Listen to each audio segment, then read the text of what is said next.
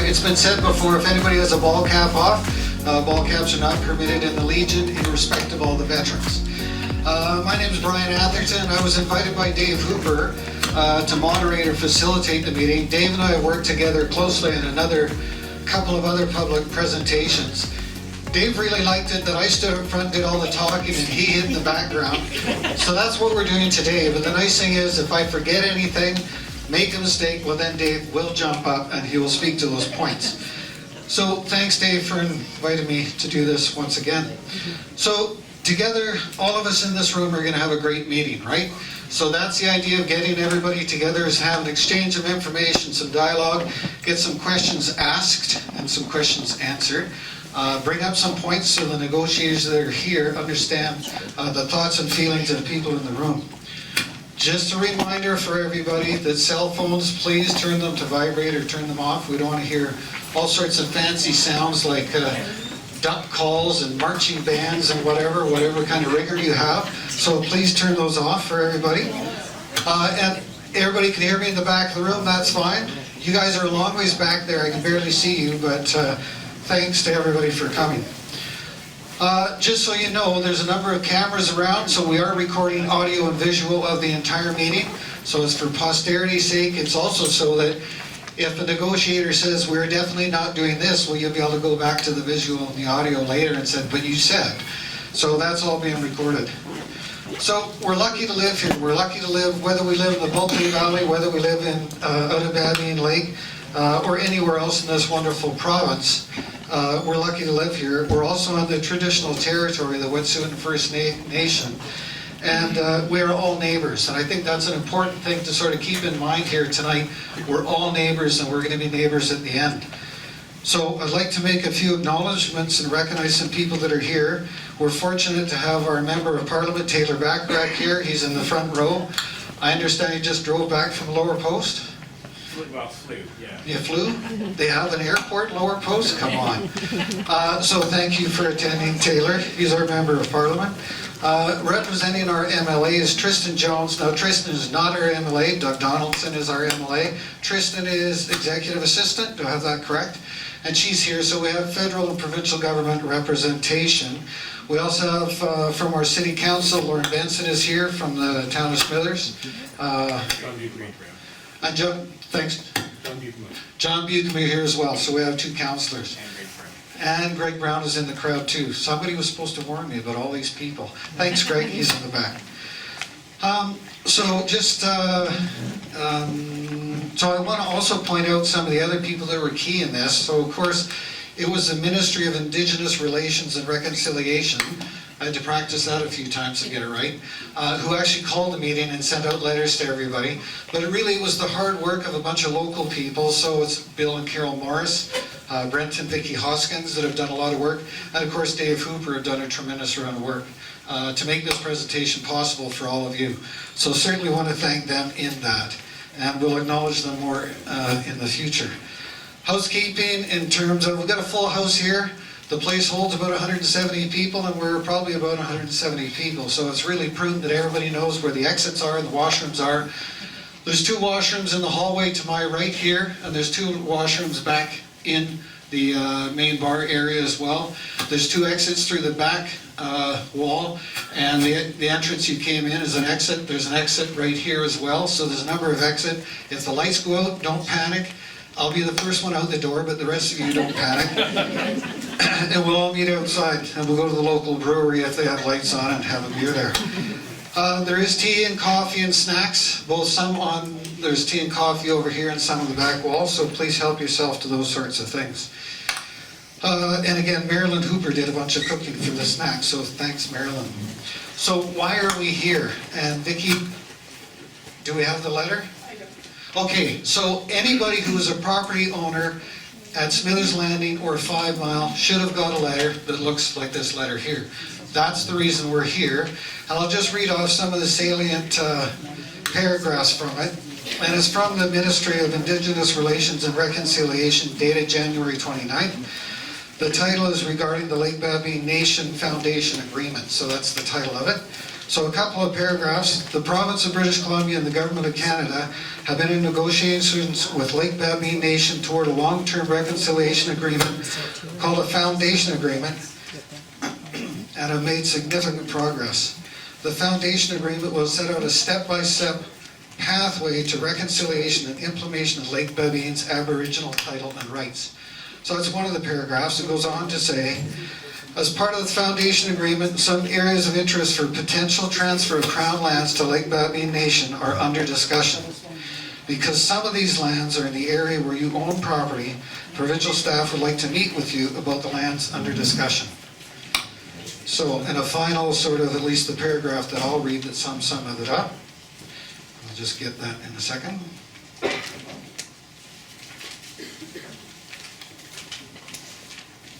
Negotiations of potential Crown land transfers will start in 2020, and the input we receive from local property owners and other interested stakeholders will be considered as part of these discussions.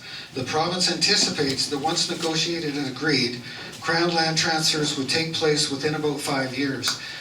Now, I know in my discussions with Tom, who's the lead negotiator, he will stand to correct me if I have this wrong, but this is really about a 20-year process. While that paragraph states that Crown land transfers would take place within 5 years, that's after the agreed upon, what that Crown land transfer is. So maybe it takes 5 years to get there, and then 5 years after that, we'll see. And there will be other public meetings. This is not a one and done sort of thing, fair to say? Yeah, so there'll be other public meetings. So that's why we're here, and who's going to be presenting and participating. So on your behalf, some of your local residents from Smithers Landing have put together a slideshow. So Vicki, along with her husband Brent, supported by Bill and Carol Morris, have put together a slideshow, and it's comprehensive and lots of slides. It comes with music, it comes with speakers, and you'll get a good understanding. I just want to cover a little bit about who Bill and Carol are to start with. So their family, the Morris family, has been in the area since the early 1900s. And Bill began working as at North Lakes Lodge at Babine Lake as a teenager in 1962. So you can do the math, he must be about 200 now or something like that. So in 1962, in 64, Bill's parents, Chuck and Ethel Morris, built their log cabin at Babine Lake. And that, started their long-term relationship, recreational relationship with the lake. And I'm sure everybody knows this, but Babine Lake is the longest natural lake in British Columbia. It's 110 miles of lake. So at some point here, let me see, they built their own cabin. Bill and Carol built their own cabin in 1977, and along with four girls in tow, they've spent many years out there. And of course, they're hoping, as are all of you, that this will be a multi-generational thing that will go on for a long time. Now, Brent and Vicki, they own a log house at Babine Lake. It was built in '95 after taking down the old Stacy place, I guess. Anybody know the old Stacy place? Yeah, there you go. So it went to its final resting place, and a new facility got built there for them. Dave Hooper, Dave and Marilyn, they've been together for a long time, because Dave, he sent me a little bio, and he scooped Carol up when she was only 17. Yeah, she'd only met 2 other guys or something like that.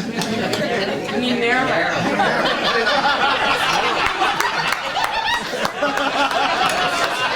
I did that for comic relief. So they got married a long time ago, and eventually they bought Tukey Lodge, and I found it really curious. They bought it from Charlie Chaplin. Yeah. True story. Yeah. I don't know which Charlie Chaplin it was, but true story. And they've been out there ever since, and of course Tukey Lodge, a very successful business, has been handed down to the boys who continue to run it today. So that's a little bio on them. And let me see. So I'm going to speak Talel Glover. Talel is one of our local representatives. Where's Talel? Is over there. Those of you in the very back, you can't see her. She's over here. Talel is our local Ministry of Indigenous Relations and Reconciliation Senior Resources Coordinator with the Negotiation and Regional Operations Division. Did I get that right? Yeah, I had to say it 30 times at home. She also sits along with the rest of the negotiating team of the Lake Babine Nation. Tom McCarthy is up front here with me beside Taylor. Tom is the chief negotiator with the, I gotta go back to my previous page, with the negotiating, I lost it. The government. Yeah, thanks. Yeah. Taylor's been here before, with the provincial government. Tom reports directly to the assistant deputy minister, which is Trish Balkin. He has recently lived in Smithers. Tom did 2 years here in Smithers, so it's nice that he knows who we are and where we're from. But he spent 10 years with the Tawasin First Nations as a negotiator. And Tom will speak more on, of course, his role and the rest of his team and introduce them. There are 7 people from Tom's ministry or related ministries here, but it's nice to know that 5 of them are local. So we're not, there's not a big host of people coming from Victoria here. It's just Tom and one other chap, Ian. Yeah. The agenda, most of you, did everybody get an agenda at the door? No? No? Okay, well, I'll speak to it. What we're going to do, after my opening remarks, we're going to have a presentation by Vicki Hoskins over here. This is a slideshow. There's 195 slides altogether, and it's on, just so that it doesn't scare you, it's on a timer, so they'll just keep rolling and rolling and rolling. I think one of the interesting things here is that this is probably the first time all you people got together in one room for a common cause, shall we say. And you're all going to get to know each other better at the end. And you're also going to get a good visual representation of who owns what, where, and how, and what family members they have and stuff like that. So I think it's going to be a really good relationship building for everybody in Smithers Landing in the 5 Mile area and give you a chance to get together. So it chronicles the history, the ownership of all these, and it's all about, it's your neighborhood, whether you live there full-time or whether it's a recreational property. So I know Vicki in particular has put a lot of effort into 195 slides. Don't just pop up. You've got to do a lot of research. You've got to do a PowerPoint presentation. So we will definitely acknowledge Vicki at the end of this. So that's going to be her presentation. Once that's done, Tom is going to take over and he's going to do the presentation for the ministry on all the things that you're really here to hear about and listen to, and then have an opportunity. Once he's done, that's when we'll take questions. You'll see midway down the aisle here, we have a mic, and what I'm going to ask everybody to do, if you have a question, what I'd really appreciate if you go to the mic and queue up, nice and proper and polite and everything, and get your turn to ask your question. You can ask a question, you can make a point, you can say whatever you want, but it would be handy for the negotiating team that are here if you identify yourself, Smithers Landing resident, 5 Mile property owner, whatever, so that if they have anything they want to talk to you about later, they've got a face to a name sort of thing. So identify yourself. If you don't want to, don't have to, that's fine. But I think it's good for everybody. Now, you can ask a couple of questions, you can ask 10 questions if there's nobody behind you, but if there's a lineup, I think everybody needs to take their time. We're going to be here for, I'm sure, a couple hours. If you need to take a break, you know where the washrooms are, you know where the food and drinks are, feel free to do so. But we want to make sure we answer as many of those questions as possible. Yeah, I did have a note here, jumping up from your seat and shouting a question will not be appreciated or tolerated. Okay, so best behavior for everybody. Not all questions are going to get answered today. Obviously, I would think you're going to ask questions that come out of left field and the answer is not going to be readily available. So you have to be patient with that. If you're not comfortable asking, I think everybody, well, you got an open house feedback form, but you could also use that, write a question and pass it to somebody who is comfortable, or pass it to me, I can ask the question on your behalf.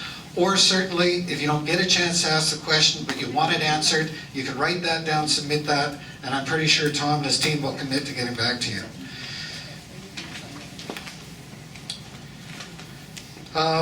Ministry staff will be available after the meeting, and I don't know, there's 7 of them here, so you'll recognize them. You can feel free to approach them. I'm counting all of you to be passionate, deliberate, and thoughtful in your questions and comments. Remember, this is the start of a process. You're not arguing against a done deal or anything like that. This is the beginning of the process.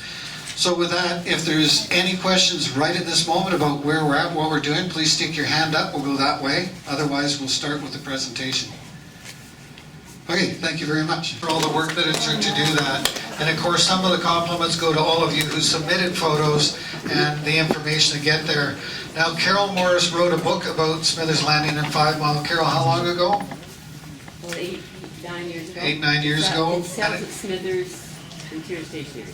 Oh, okay. Sells at Interior Stationery and Smithers here. So if you want to get some of that hard copy, or of course you can approach Vicki to get some of that information or the whole presentation from her. So again, thanks Vicki, and for everybody else who contributed to that. So we'll move on to the next phase, which I'm going to reintroduce Tom McCarthy. Tom is the Chief Negotiator for the Ministry of Indigenous Relations and Reconciliation. So I ask you to give Tom a warm welcome. He's come up to see us from Victoria.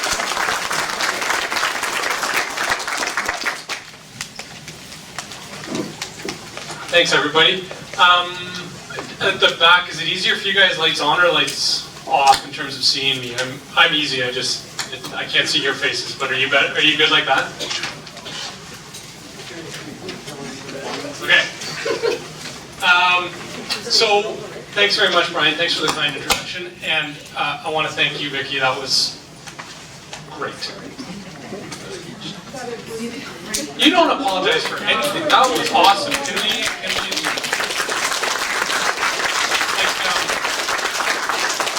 that kind of stuff is a real treasure, right? And the kind of work to collect all that is just, I mean, that's terrific work. And so, I mean, if you don't mind passing on a copy to us, we'd love to have a copy of that. It's important for us to have as well. And Carol, you know, we'll have to track down a copy of your book and all of the, and certainly the comments you made. So thank you for that.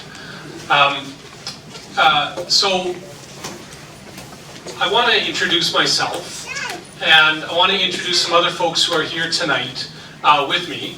And I want to tell you a little bit about why we're here and what I'll be talking about.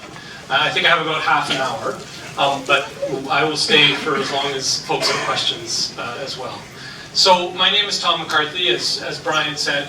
My title is Division Chief Negotiator with the Ministry of Indigenous Relations and Reconciliation. A bit of a confusing title, but I have a number of negotiations around the province, and I've been with the ministry I've been with the provincial government for about 3 years. Prior to that, I worked for Tsawwassen First Nation, which is just sort of south of Vancouver, surrounding the ferry terminal.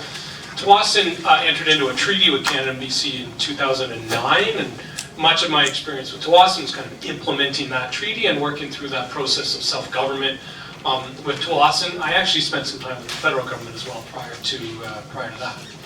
So that's a little bit about me. I want to introduce quickly the other folks that we have with us. And if you don't mind, guys, I know some of you are scattered around.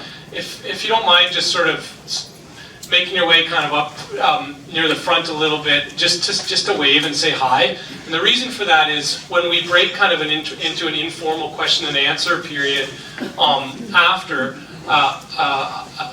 there's 7 or 8 of us here who can hopefully help answer your questions. And so just want you guys to kind of know their faces. So I want to introduce Jevin Hancher. Jevin, where are you? There's Jevin. Jevin's there. Just give a wave. Jevin is the district manager with Ministry of Forests, Waskena's-Stikine district. So thank you, Jevin. Jevin lives in Smithers. Ian is right beside Jevin. Ian is an assistant negotiator with Ministry of Indigenous Relations. And I know he's been having some good chats with you guys before the meeting started around a bunch of the maps. So Ian Hollingshead. I know that I'll introduce Fred Olemans as well. Fred is our regional manager with the Ministry of Indigenous Relations and Reconciliation. And Fred's a longtime Smithers resident.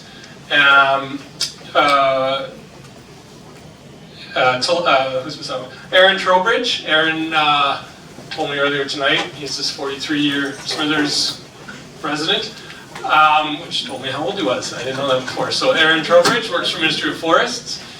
And Talal Glover. Talal is also a local and works with the Ministry of Indigenous Relations. I know Brian introduced her earlier. And Chris McLean. And Chris works with the Ministry of Forests and does a bundle of stuff with them. We also have Frank Soda. Frank is a director of negotiations with the federal government. And the conversation that we've been having with Lake Babine, we've also been having with the federal government. And so Frank joined us as well, so thank you for that. I want to, before I get started, acknowledge and thank Dave and Brian for the really great work that you guys did setting this up and bringing everybody together. And so I just want to thank you and acknowledge your hard work and everybody else who helped set this up. I also want, just up front, and I hope this comes through in the conversation we have, I want to acknowledge and the concerns that you have. And I want to kind of just do that really up front, that I know we sent these letters wanting to engage in a conversation with you about the dialogue we've been having with Lake Babine. And I know that it has sparked a lot of questions and a lot of concerns. And we've heard a number of them. I know there's more that we haven't heard. And I just want to say up front that our commitment to you, and I'm not convinced we're going to get to all the answers tonight. In fact, I know we won't, because some of the answers we don't have yet. We kind of have to work through them. But we want to answer your questions, and we want to work as hard as we can to address your concerns. I want to say that up front, and certainly struck by the presentation that Vicki put together, and all, of course, the very precious and deep connections that you have to the Babine Lake area. So here's what I'd like to do. I want to spend a minute I want to do some kind of broad information stuff, and then I want to get more specific about the land transfers. I want to talk a bit about reconciliation broadly. I want to give you some very general background on Lake Babine. On Lake Babine Nation, sorry.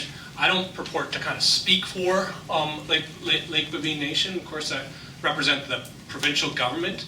I want to talk to you about some of the work we've been doing with them and a little bit of context around the foundation agreement. But then I want to as well focus in on the land transfer conversation. And what we have, and I know a bunch of you have, when you came in, a document with a bundle of questions. What I'm hoping is that as I go through some of my notes, I'm going to answer some of the questions, hopefully many of the questions in there. I will not be able to answer all of them, and of course there'll be more. And so that's kind of the purpose of the land transfer pieces. Is we have, of course, many of you have, or some of you have spoken with Talal or Ian, and have passed on some of your questions and concerns.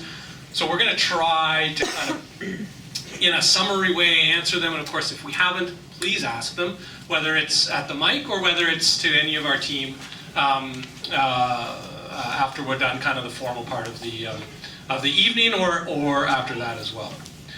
And then I want to talk about next steps. So just 3 general points first. Around the land transfers, we're early in this process. Okay, I know we sent out a map that shows an area of land. That's an initial proposal. Okay, these are not final areas. We have time, and I'll talk about that in a little bit more detail. Whose proposal is the land, yours or the? Just a second, I'm going to jump in, because what we're going to do is we're going to take questions after, and you're going to have the opportunity to do so at the mic. Okay. So, thank you. And hopefully I'll answer that as we go through. Second is, there are some questions that we have so far that we don't have the answers to, and that's because we're at the very start of negotiating or having a conversation with them about what these land transfers will look like. And so the input that we get from you today is going to be really critical in terms of kind of forming what that looks like and what we bring back to Lake Babine and the conversation that we engage with. So the input that you're giving us, and this is the third thing, is really helpful because it helps us to come back to Lake Babine. So really quickly, reconciliation. What does that mean? Well, it means different things to different people, and very, everybody has kind of a different perspective. It's cultural, reconciliation is social, reconciliation is economic. It's a mix of all three. And there's a lot of different ways that I think, you've heard a lot about reconciliation, and there's a lot of different ways I think that all of us around the province are trying to kind of further and build reconciliation. And one way we do that is through agreements. Agreements with nations that are efforts to work with nations to build better futures and to try to find a way out and away from the Indian Act and away from some of those pretty tough legacies. The alternative to doing agreements in many cases is litigation, is going to the courts. And that is not a great outcome, as we've learned in a couple of different places, including the Silcoteen court case, which the outcome of which has created some unfortunate results on the land base. And we all want to kind of avoid that. The conversation we've been having with Lake Babine is intended to build a way to get to reconciliation, the way to get to the implementation of rights and title for Lake Babine, which the courts have found exist, and to do that in kind of a structured way over time, so that we create the kind of the least disruption and the most supportive process for everyone. And so the idea with the foundation agreement is that we give ourselves time to tackle all of the various challenges that we're going to come across. And so one of the components of the foundation agreement, which is the that's exactly that, it's a foundation for a different kind of relationship, is a conversation about land transfers. And it's conversation that, the foundation agreement sets out that we are going to transfer, or that the foundation agreement has not been approved yet. It's still kind of going through approvals, but that the idea is to transfer about 20,000 hectares of land to Lake Babine. Now, the areas are not agreed to. The provisions of the transfer are not agreed to, and so those are subject to a land transfer agreement that has not been negotiated, and that we anticipate is going to take about 2 years, give or take, to negotiate. And the idea there is that we give ourselves time to work with yourselves, to work with Lake Babine, to understand what the interests and concerns are in the area. So we're just at the start of negotiating that land transfer agreement. There are no words on paper. There are kind of these area of interests, which are sort of at this point notional areas of land. And I'll talk a little bit about how we kind of got to those areas in terms of identifying them. So that's kind of the sort of the where we are now. Who is Lake Babine Nation? Lake Babine has about 2,600 people in it. They're the second largest Indian Act band in British Columbia. So pretty big. And their traditional territory is around Babine Lake. And there have been some questions about, are they part of the Wet'suwet'en Nation? Are they part of Carrier-Secondie? And they're neither. They're certainly their own kind of. They're their own. I mean, in our government lingo, we would say proper rights holder. Okay, so they are their own, like from a kind of historical, cultural perspective, their own nation. Lake Babine lives. Well, there's many members of Lake Babine who live in urban areas around the province and elsewhere. But the kind of communities that are Lake Babine communities, there's 5 of them. Waiani, which is attached right to Burns Lake. Tatchett, Donald's Landing, and Old Fort. Those last 2 are seasonal communities. And Fort Babine. Okay.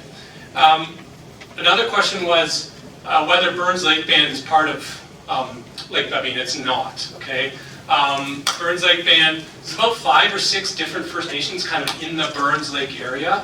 And Burns Lake Band is sort of culturally part of the Wet'suwet'en Nation. They also work with Carrier Second Nations. Anyway, we're not talking about Burns Lake Band today. I want to spend a minute talking about Waiani, because there were a couple questions about Waiani, which is right beside Burns Lake. Waiani is sort of not in the kind of core territory of Lake Babine. Waiani exists largely because, as I understand it, an Indian agent in the 1950s, this was a federal kind of Indian agent, found it would be more convenient for him to help members of Lake Babine if they lived near him. And so he kind of ordered them to relocate, and many of them did.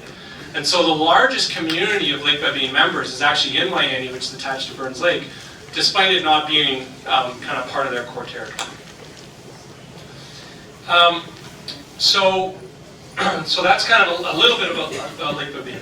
So what's the long-term plan here with respect to the foundation agreement? I spoke a little bit about that. And the idea is to give Lake Babine the tools and accountabilities to improve the lives of Lake Babine citizens and to become meaningful contributors to the regional economy.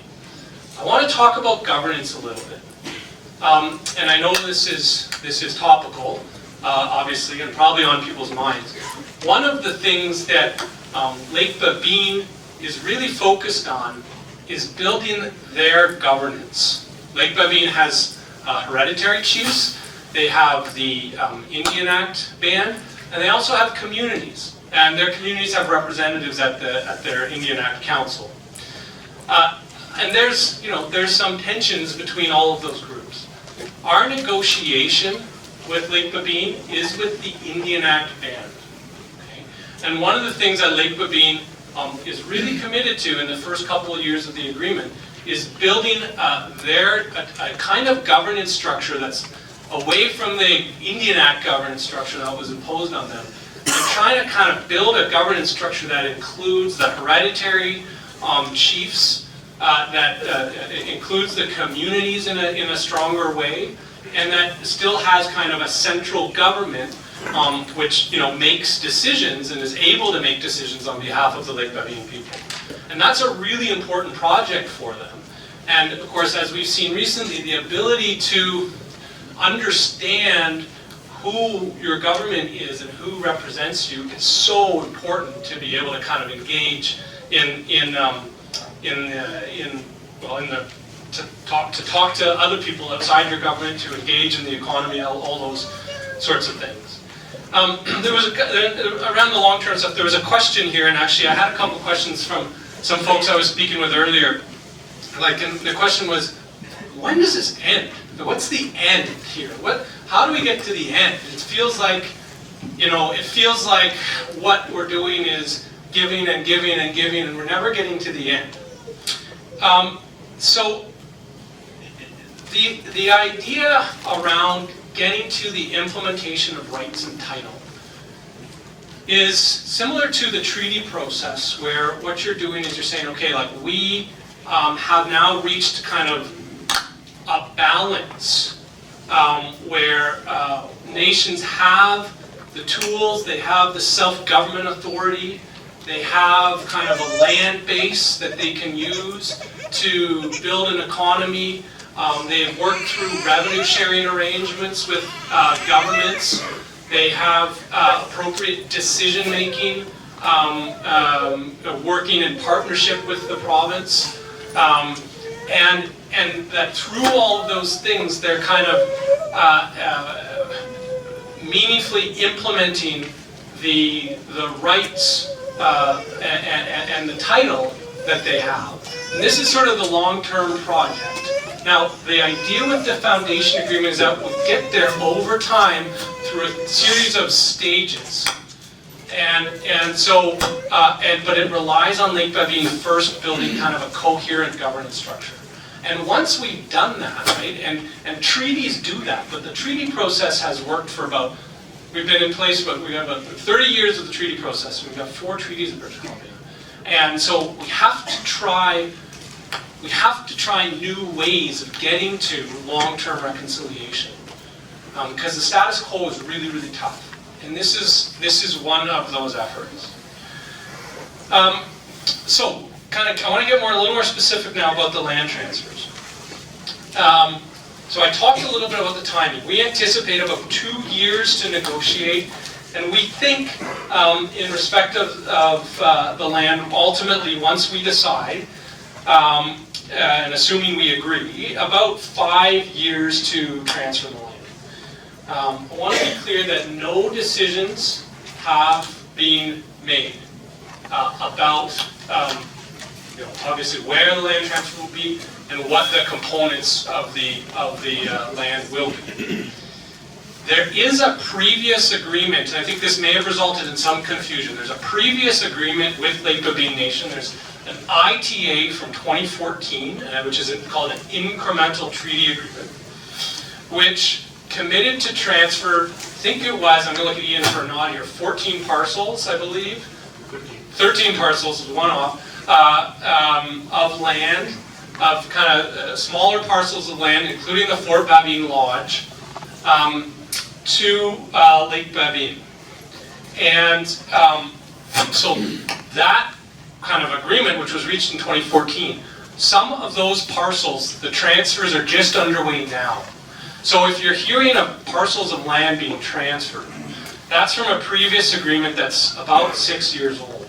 And it's not the agreement that we're talking to you about today. I just want to be clear that we're a long, long way in respect of the letter you got, in respect of this process from transferring land, and we have a long conversation to have with you, with others, with Lake Babine about kind of where and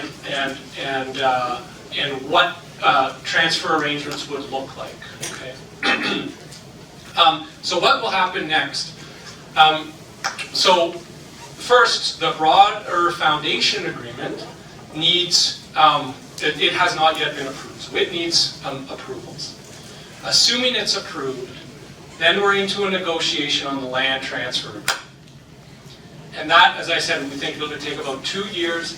And what we'll really want to do is work with you to understand your interests, your concerns, and try to find ways that we can address those.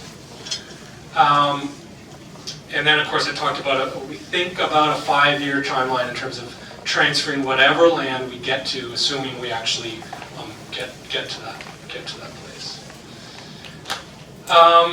And so, there were a number of comments about it seems like an afterthought. Is this a done deal? So there was a number of comments about that, and I just want to say that this is where we need your advice. And one of the questions that we have for you is, what's the best way that we can work with you over the next while to get your input? What are the kind of mechanisms? You don't all have to answer that once. You can get back to us kind of as you think about this. But we're happy to keep doing open houses.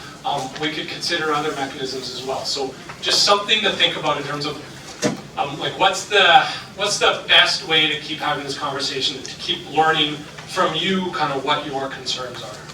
There was a question about whether public engagement is common practice for these kinds of things, and it absolutely is. And of course, there won't be a transfer of land before a public engagement process.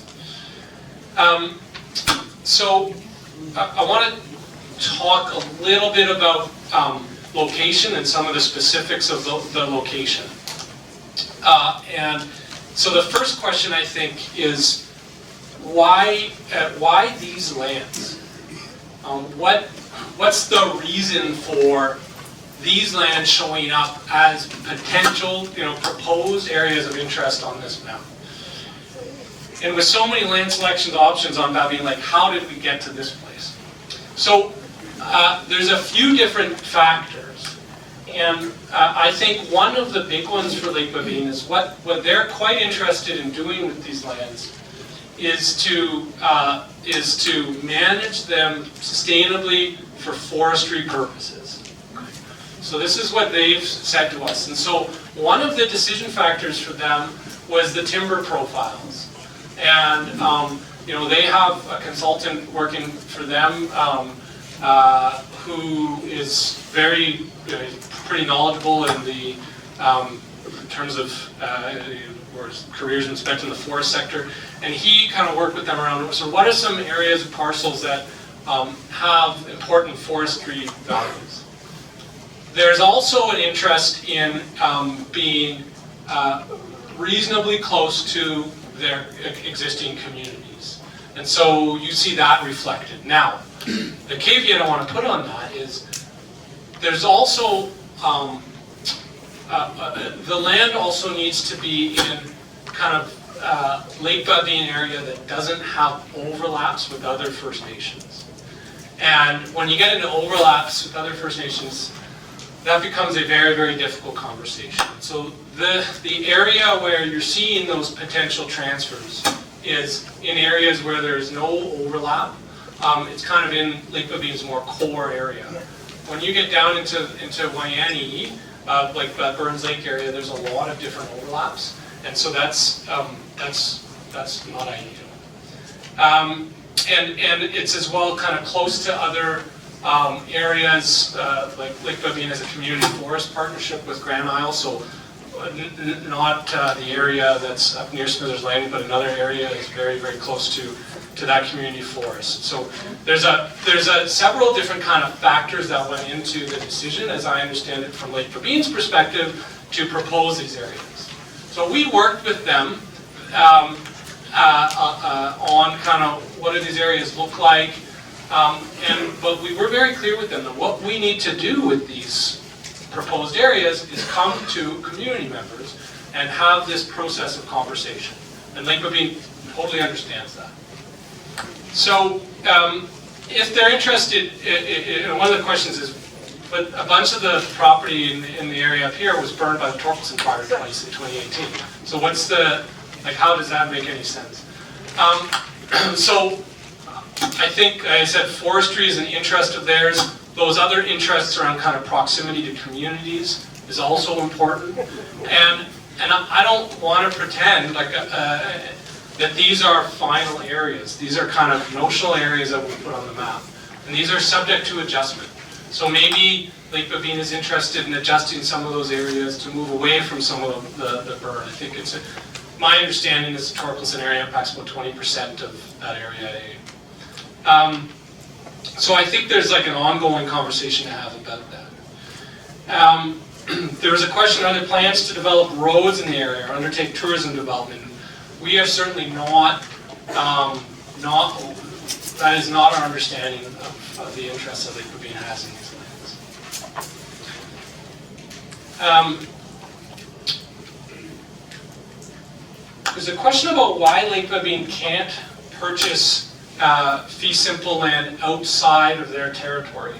And that at present, that they're not connected to any main infrastructure, but their largest community is outside their territory. And how does that work? Well, I think I talked a little bit about the Waiani kind of history. Lake Babine's territory is largely remote, and the idea, like the notion here, is to try to make a connection with respect to these transfers to Lake Babine's title. So connected to Lake Babine's historic patterns of use and occupation. And that's the idea, is that over time, I think like the idea with the fee simple transfer is that it is a step in the longer term conversation about Aboriginal title. We don't know, we have to negotiate what Aboriginal title looks like. Aboriginal title is a pretty new concept that's only exists right now where the courts have said it exists in the Silcoteen decision. And there's frankly work to do to resolve what a negotiated version of Aboriginal title that works best for everyone. And that's part of what this project is. There's a question about whether Lake Babine did a business analysis. or whether anyone did a business analysis, sorry, on these areas. And so, you know, my understanding is Lake Babine's assessment of these areas is largely based on forestry values. And of course, our assessment of these areas is based on this conversation with you, on understanding your thoughts and your perspectives, and that is really critical to kind of inform this. So I talked about the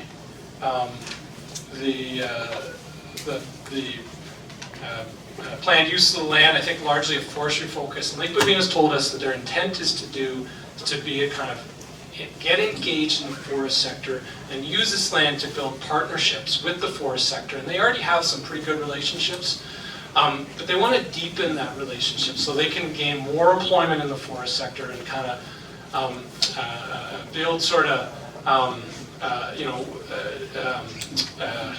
whether it's sort of fiber security agreements or other kinds of things with Fraser, with Canfor, with other companies to try to kind of just work collaboratively and increase their participation in the economy. A bunch of questions about if Lake Babine is developing the areas for forestry, will there be buffer zones along the lake, larger buffer zones around properties, berry picking spots, trails, and other important features be protected, and what input will I have into how the land is developed. So those are some of the questions that we need to negotiate, particularly around access to the land. And I'll get to that. And so, you know, we've certainly heard from you guys that access to these lands is really important, and we need to take that back. And as an interest in the negotiation, the land transfer agreement can set out the kinds of access provisions that the public will have, that local residents will have. And those are some of the things that I think, you know, we've heard from you and we want to hear more about. A bunch of questions about status and jurisdiction. So your fee simple or your leased property will not be taken away, will not be expropriated, okay? I just want to be really clear about that. The province will not expropriate fee simple properties for a land transfer. Okay? The land will still be, after the fee simple transfer, within the regional district, okay, of Babine and Chaco, and subject to regional district bylaws and jurisdiction.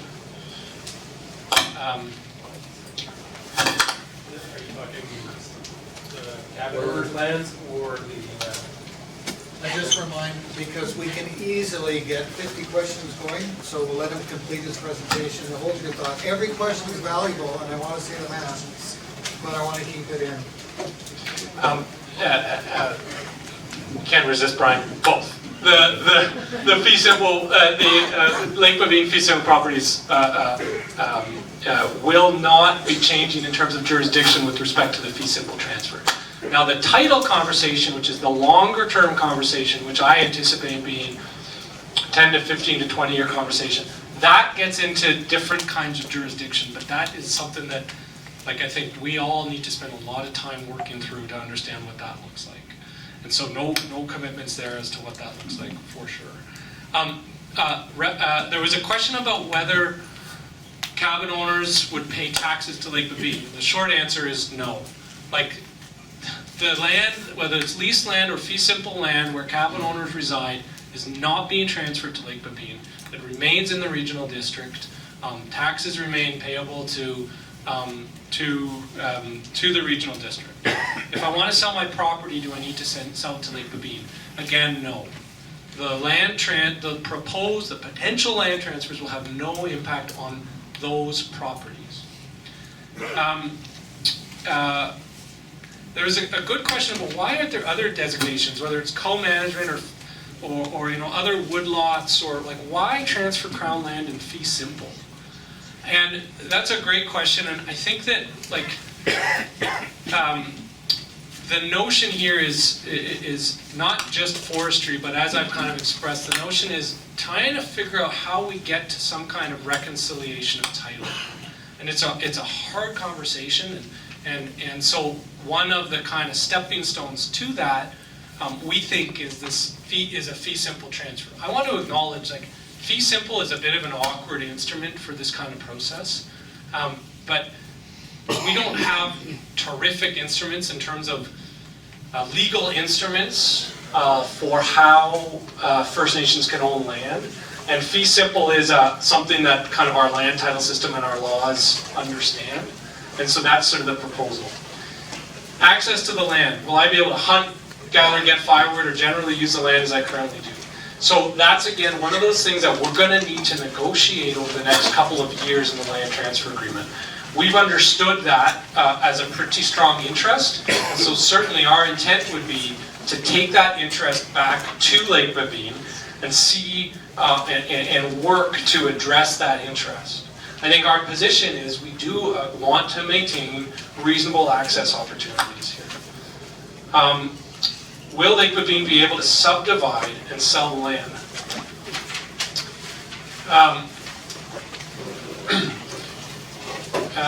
The short answer to that is as any fee simple owner would, subject to reasonable regional processes and development plans. And so, you know, again, as a fee simple owner, they would be subject to that regional district jurisdiction. Access to individual properties. So some questions about that. My property is designated as water access only on title, but I use the power line or other accesses to get to my property. Will this land access be protected? So there's an important difference between like the legal road access that's currently kind of demarcated, sort of legal road boundaries, which I think you can see on those maps, which we are not transferring. We are not transferring legal road access. There's of course a lot of informal access that people use to get to properties, and I understand the power lines is one of those. And so that's something that of course we're learning about, and so that will become an interest for us in the negotiation that we want to bring forward. And so understanding that is really important.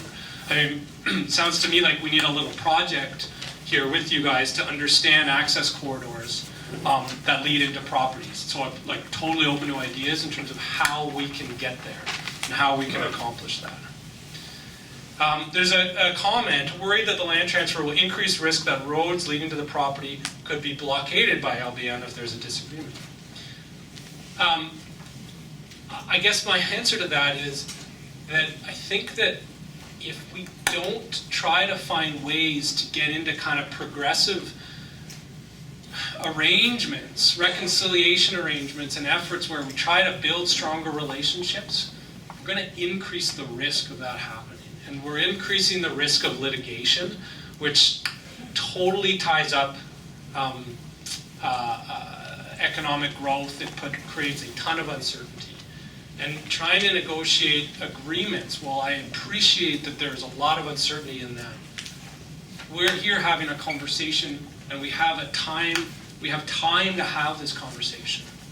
And when we have litigated or court outcomes, the court just says boom, and that's kind of what happened in Silcotin, and that transition just happened, and people are still struggling. And so the kind of negotiated conversation is, you know, we think a far preferable approach than that alternative. What's on the table, what's not? I think I've covered some of this, but will my property be expropriated? No. I don't see any access right-of-ways, so I think I've talked about that a little bit. Areas of interest taken major forestry roads, what will happen to those? So that's a conversation that we would need to have. There's a question about whether Lake Babine has a large territory, looked at their website. Is it going to be transferred to them, all of it, going to be transferred to them eventually?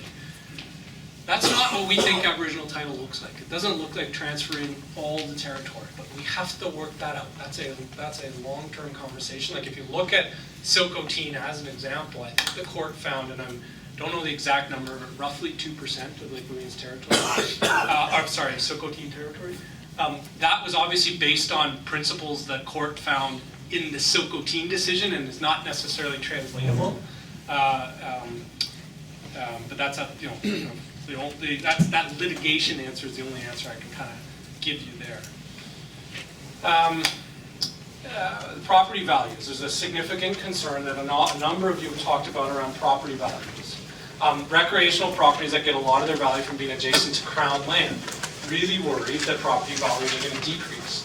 So again, let's have that conversation. What are some ways that we can address that? Are there adjustments we can make to boundaries that can start to address that concern? So that's the kind of dialogue that I think we want to have.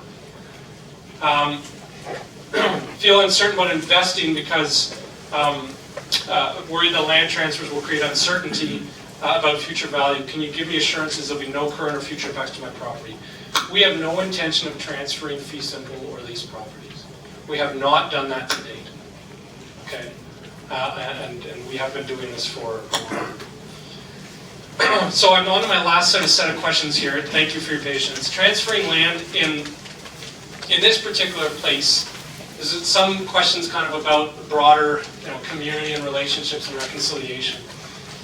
Transferring land in this particular place feels like it's intentionally targeting Smithers Landing or 5 Mile residents. How do we know that isn't the case? So all I can say to you is that we have had no indication that there's an effort to, in any way, to in our conversation, our dialogue with Lake Babine, to sort of force people off their land. I can tell you very sincerely that the interest, as I understand it, is in trying to build stronger ties to the economy through kind of a sustainable forest approach with those other sort of criteria on proximity to community, et cetera, that I spoke about.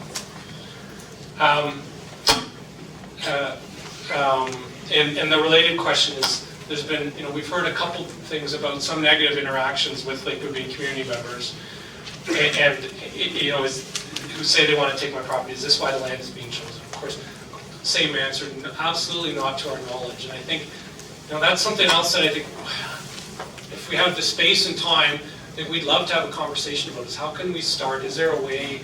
Are there ideas for how we can start kind of, or continue to build some of those bridges across communities to build some of those better relationships? There's another comment that says, we've always had good interactions with Lake Babine community members, and we're worried that land transfers will change this. That there'll be conflict as a result of people feeling that properties are feeling threatened. Can we move this? Can we move this property? Can we move it north to, I think the quote to IR9? This would eliminate a lot of the issue. And again, we're happy to take that input, and we're happy to bring that back. And we, like I say, this is kind of really early in the land transfer conversation. So let's see where we get to. We need to do, this is kind of unrelated to the land transfers. We need to find ways, I think all of us need to find ways to try to move the reconciliation project forward. And I understand, and there were other comments about that it's hard to support when it feels like it's threatening something really important to you. And I want to acknowledge that. And so why can't we move the area?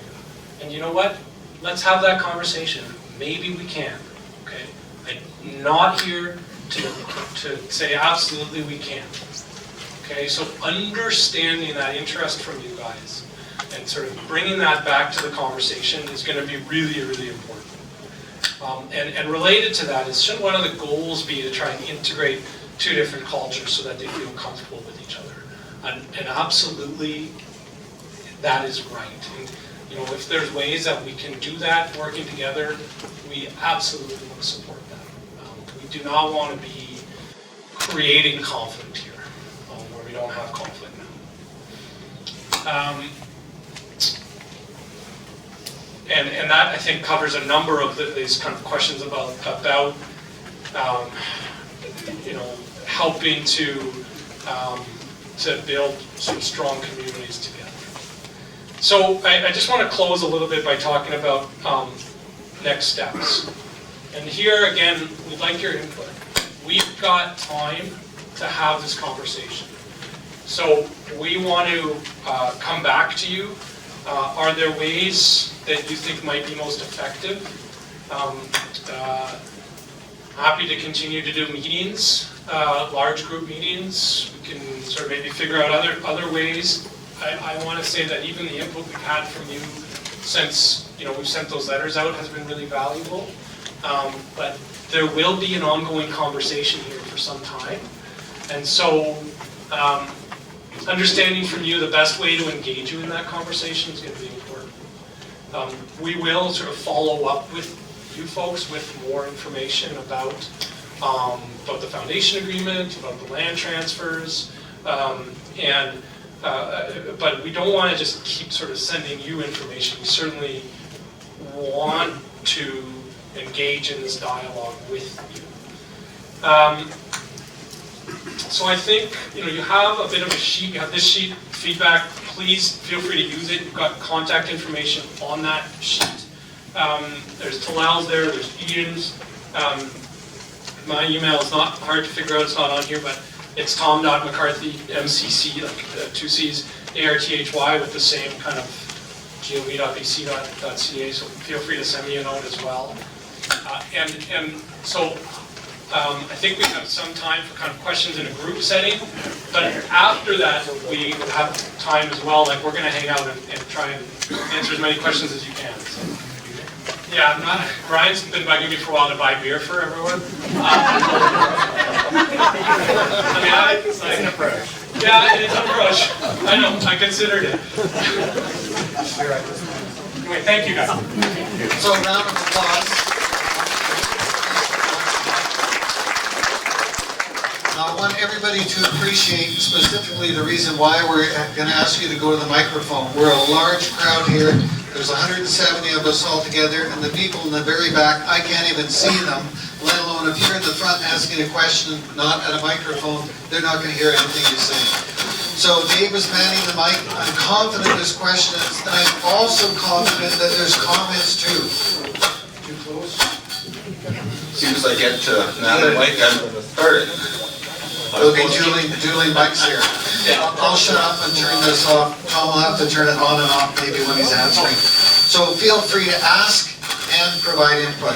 With that, Dave is taking people lining up behind him.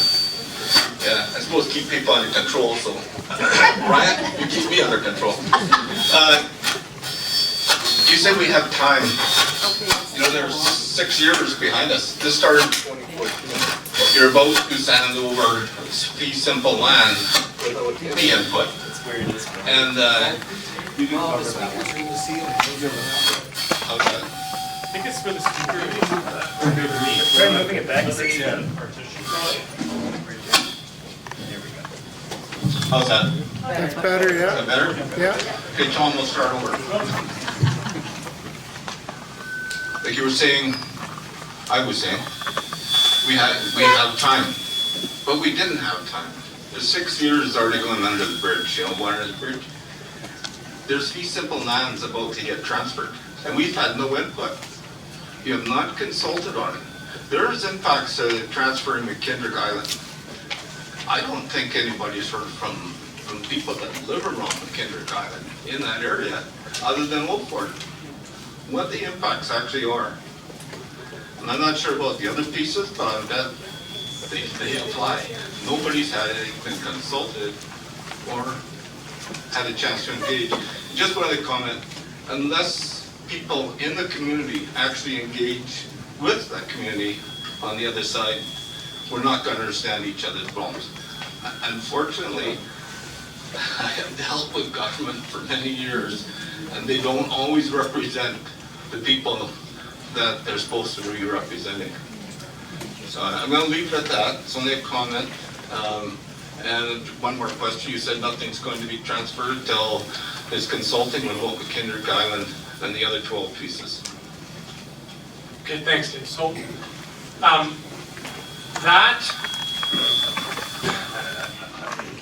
tried to differentiate, maybe I didn't do that very well, but there's that 2014 agreement around was this incremental treaty agreement in respect of those 13 parcels. And I'm gonna have to go back and figure out what consultation we did in that process. And I'm getting a head shake here that we never did. I'm gonna go confirm that, okay? Because I wanna check in with what conversations we did have, Dave, at the time. I'm sorry, I just don't have that information for you right now, but we will get back to you on that.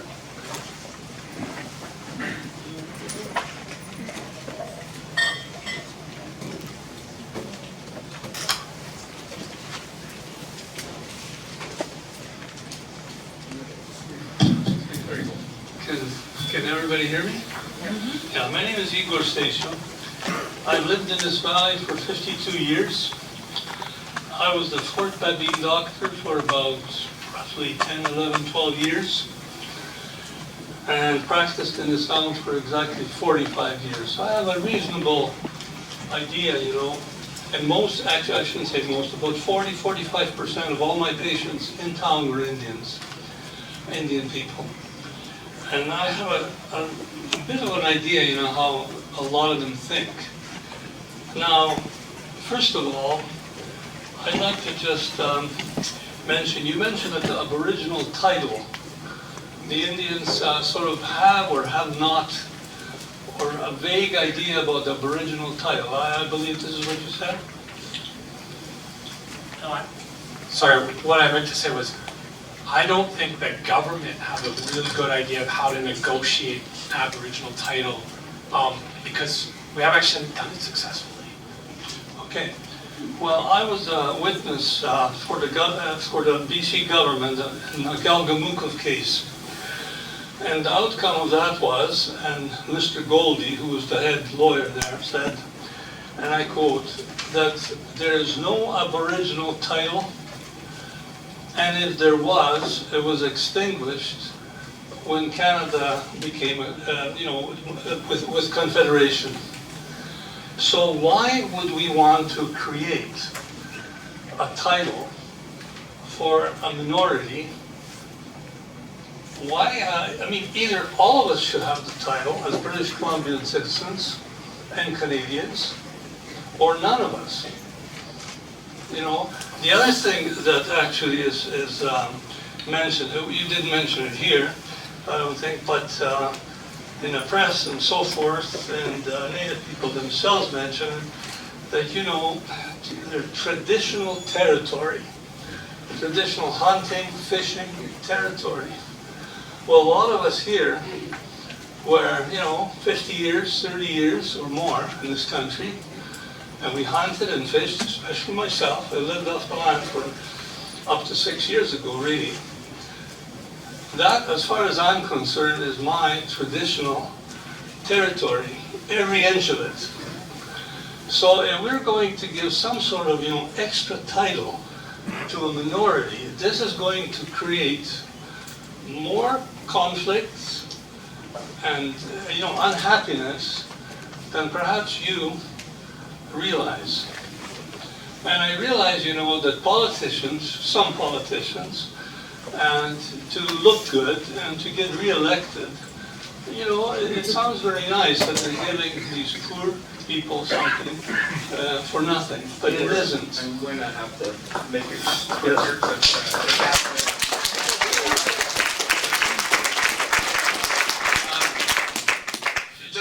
The meeting was actually being held for Smithers Landing and 5 Mile residents, so I'm happy to see the public, general public, come in and comment, but I would like the cabin owners to have first opportunity because we will run out of time. So I'm just going to ask Igor if he'll wrap it up quick, and then I'll wrap it up very quick. I think that, you know, all in all, Canada has come of age, it's grown up enough, so we can have the same rights, equal rights for everybody. Okay? Not only white.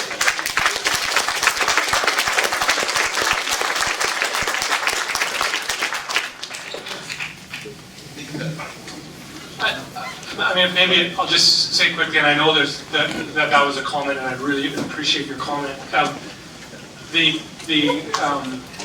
Appreciate the head lawyer for the government said that in 1997. I think that in the Delgamuukw decision, the courts actually found that Aboriginal title does exist, and that it in fact was not extinguished with Confederation. And so I think the court disagreed with that lawyer's finding. And that it has now become the law in Canada. The Silcotin case built on that in 2014 and actually established a particular title area and a geographic area. So this is not easy. I acknowledge that, and this is a really, really tough project, and part of the project is finding ways to do this that doesn't get us in the court system, which is so so challenging and so called for. Anyway, thank you for coming. My name is Lonnie Douglas. I'm a cabin owner at Smithers Landing. So personal feelings and everything aside, when I listen to you talking, there's a couple of things that I have as concerns from a negotiation perspective. The first one is you said that the Babine Band or Babine Lake Nation, pardon me, is in the process of coming up with a governance model that incorporates both the hereditary and the Indian Act councils. I would suggest that perhaps it's a little premature to be negotiating anything until such time as that has transpired. And as we've all seen in the news lately, we know where that gets us. The second concern I've got is you mentioned that we're in the middle of a negotiation project that's not yet fully understood. I don't know, I'm a contractor and a businessman.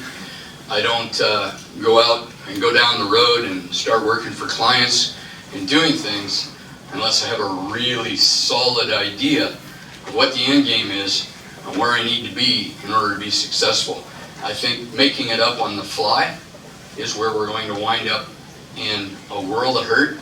And as Mr. Stacey said, a lot of people will wind up after that with some very serious hard feelings. All right, thank you.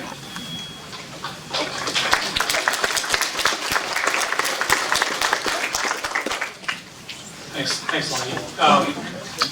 So on your first question around the governance model, I get that. I think one of the concepts with the agreement is that Lake Babine has, I don't know. It's not one back there, Blake. Yeah, if we can just turn that, or, oh, just stand away from it, thanks for that. That's great.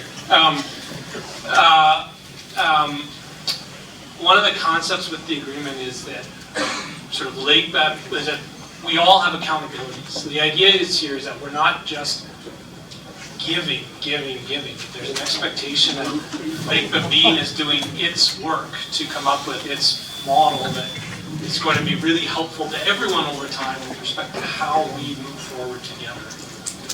And then your comment about the title and sort of contractor, I totally appreciate that. I think the risk is that I believe there's 3, if I may be wrong, 3 active title cases around the province right now. So we're not setting precedents. Not up in this neck of the woods, and so I think, like again, I'll just come back to, I think the better way to achieve these models is to try to negotiate. And sometimes we don't know. In our world, we sometimes go into these conversations not knowing what the outcome is going to be, but knowing that we need to try. And I know it's not very comforting, but that's kind of where we're at.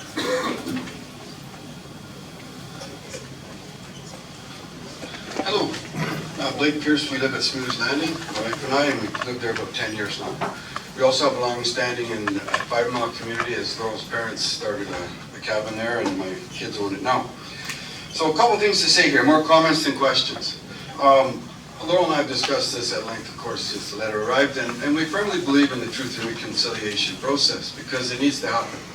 Because the status quo is not working for anybody, them and us. So yeah, we got to move ahead on this.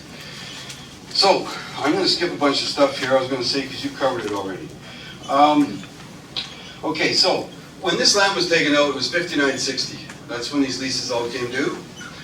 And the property that was handed out was nothing they were interested in. They had no interest in it. It didn't impact on them in any negative way. That has to be very clearly stated. We did not displace anyone. Now, skipping along here, they always choose the other side of the lake. That's the safe side to travel on. That's why 90% of the IR is on the other side of the lake. That's where they went. Immediately across from Smithers Landing, pretty well all the way to Old Fort is pretty much all IR. That's what they were after. Now, the Truth and Reconciliation process was designed to provide financial opportunity and promote cultural integrity within the various native bands across Canada. It was not designed to punish all non-Indigenous people who reside within their perceived territories. Unfortunately, this LBN proposal has only one purpose, and that is very clear when you look at the map. That's all we can see is that map. And that map takes everything we have away from us, everything. So they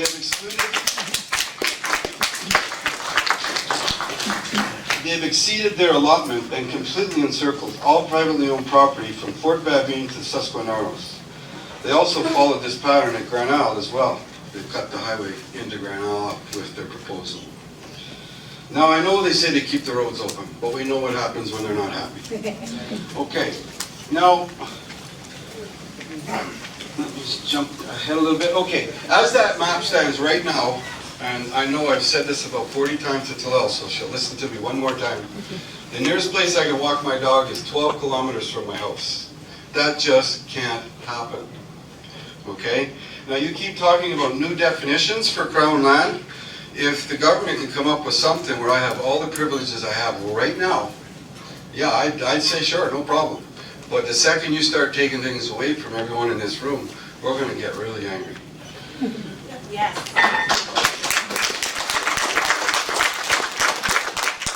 We have a problem here where we have 290 miles of shoreline, and they picked the 25 miles where we live. So we see that as an attack. That's what we perceive it as. You claim that's not an attack, but we don't see it that way. Now, I'll skip along again here.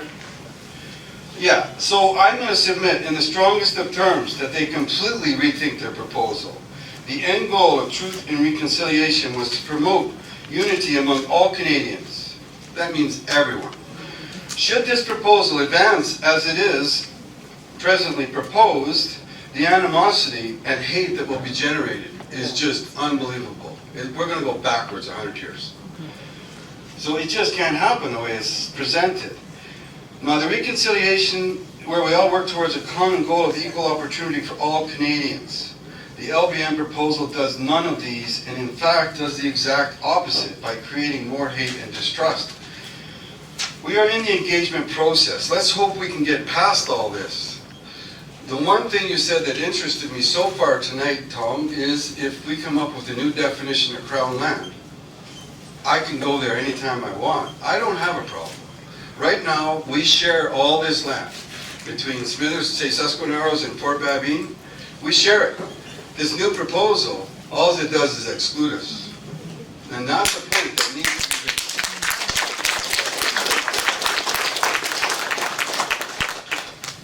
So, look, thank you, Blake, and thanks for saying that you had comments. I really appreciate your comments. It's really important feedback. I don't purport to respond. When you're making comments, I want to acknowledge them, but I don't feel like I need to respond to all of them. No, you don't. Yeah, and I just want to be clear with that with everybody. If I'm not kind of responding, it's not because I'm not hearing you, it's because I really appreciate that that's your comment. So thank you. Tom, Wayne asked you, my wife Patty and I lease RV site from the Hooper family. Have done so for approximately 11 years. With regard to, once again, Aboriginal title and the fact that with the Silcoutine, if I pronounce that properly, was basically thrown at us, or thrown out by the Supreme Court, does that put us at the whim of the Supreme Court of Canada? And the other comment was somebody was talking about accessing their property at 5 Mile by way of the power line. Now that power line, as I understand it, is BC Hydro right-of-way. So would the transfer take that right-of-way from BC Hydro? Because as far as I know, BC Hydro doesn't have a problem with anybody using that right-of-way as long as they're not defacing it. Okay, I'm gonna answer your first question, and I actually don't know the answer to how like obviously Hydro would maintain their right of way, and how the kind of fee simple like you can have a right of way on top of a fee simple property, and so that will be part of the discussion, right? And so again, like the access rights, you know. Does that carry forward with Hydro? Like, I don't know the answer to that question. We'll work with you on that. On the Silcoutine question, I'm sitting on a squeaky table here, so every time, sorry to every time I move, Taylor's got the squeaky here. On the Silco team question, are we at the whim of the Supreme Court? I don't know what the right answer to that is. Like, obviously, the Supreme Court is the last court to make a decision about these things, and these court cases take a tremendous amount of time and energy. I think the Silco team was before the courts for 15 years going through all the various systems, and money and huge expense, and during that time there's uncertainty created. But ultimately, when that court makes a binding decision, which they did in Silco team, that is the law. They don't want to do that. Every time they've made a decision about title, the courts have said, we encourage the Crown and Indigenous nations to negotiate how this works. Every single time. And we haven't been able to successfully land that yet. And we've got to figure that out. So it kind of sounds that we're at a bit of a disadvantage then from that perspective? If they can't land dialogue? I just mean, we haven't yet, and I mean all collectively, BC, Canada, Indigenous nations, all of us, we haven't found our way forward yet around how to reconcile this really challenging question of title. And that's the project that is in front of us. And I want to totally acknowledge how hard that is. And there's a reason that we haven't got there yet. Are we at a disadvantage? I mean, I think it's an opportunity. I mean, I wouldn't call it a disadvantage. I think we have an opportunity to do something different that actually brings people together. But we need to have the time, and we need to have these important conversations. And some of the feedback that we're getting, and Blake made a number of really productive comments about what would help, and like, that's great stuff. Like, we got to hear that stuff.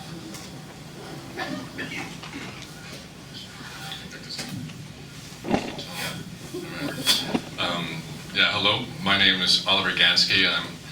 I'm fortunate in owning a little cabin north of 5 Mile on Wolverine Point. And I've got a couple of comments. I think the absence of Crown land in the proposed area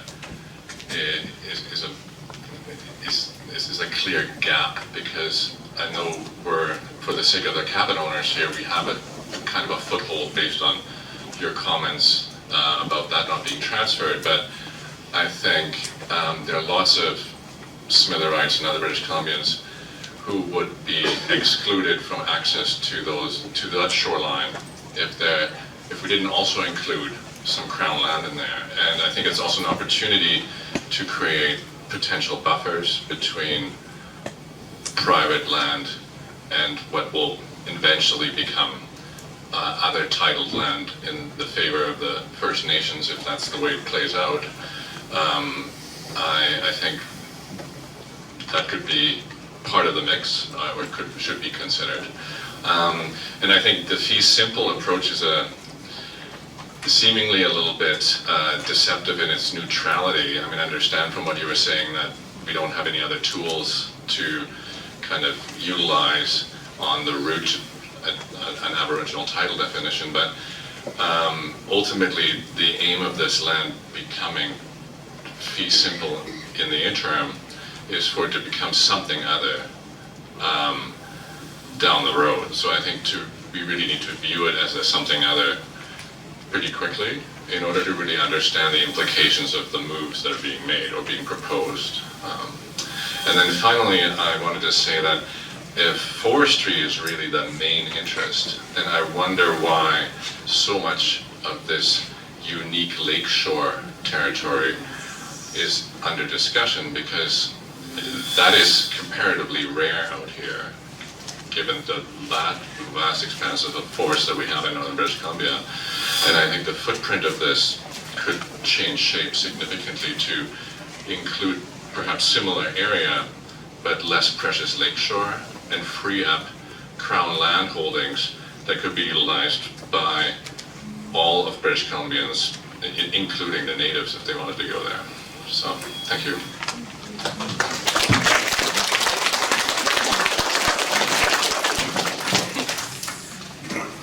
Again, thanks for the comments. Really appreciate that. Hi, Tom. John Farnell, Smithers Landing. And I had a few questions. Looking through some of the documentation that I found on the internet, I think I calculated that the government has provided $1.825 million to the band to have legal counsel and to finish its negotiation.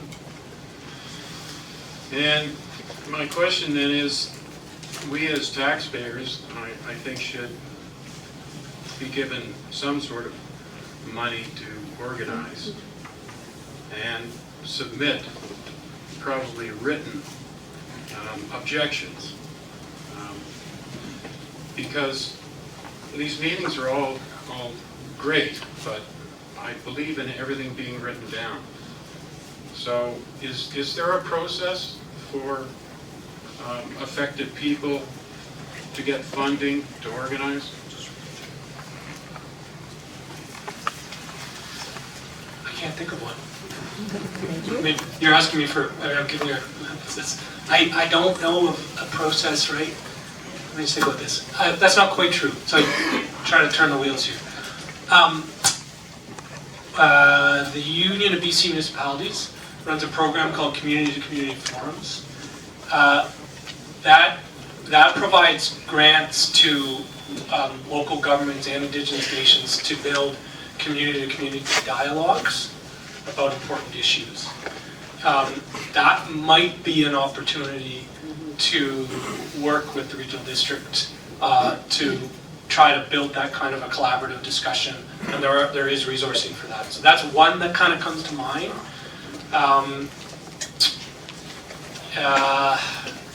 Anyway, so it's an important question, and we'll take that back. But off the top of my head, that's the one that kind of comes to mind. Okay. Well, the reason is that as a result of this letter that went out, it's common knowledge now that there are uncertainties regarding the value of the land out there. Any market, whether it's a real estate market, a stock market, bond market, does not like uncertainties.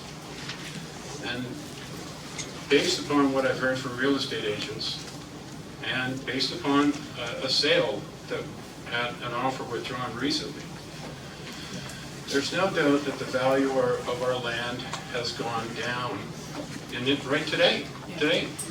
And we don't know how much it's gone down.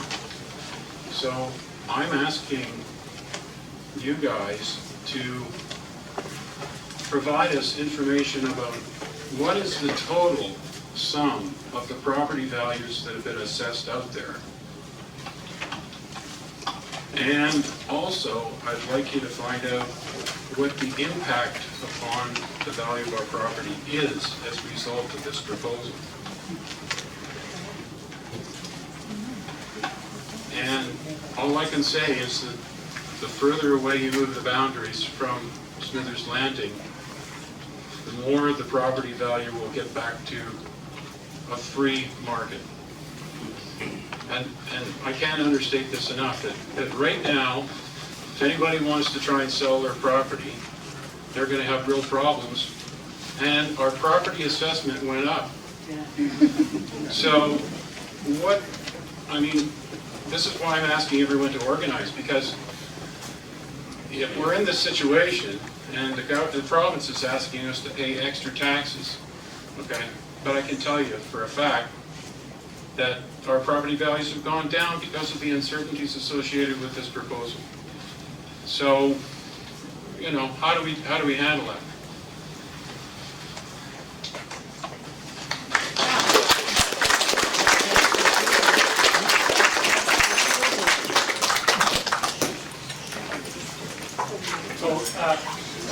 I just want to say we'll make efforts to get the answers to the questions that you asked about values. Okay, and if you can have some sort of a written summary of the meeting. Absolutely. Yeah, no, absolutely. We'll do that.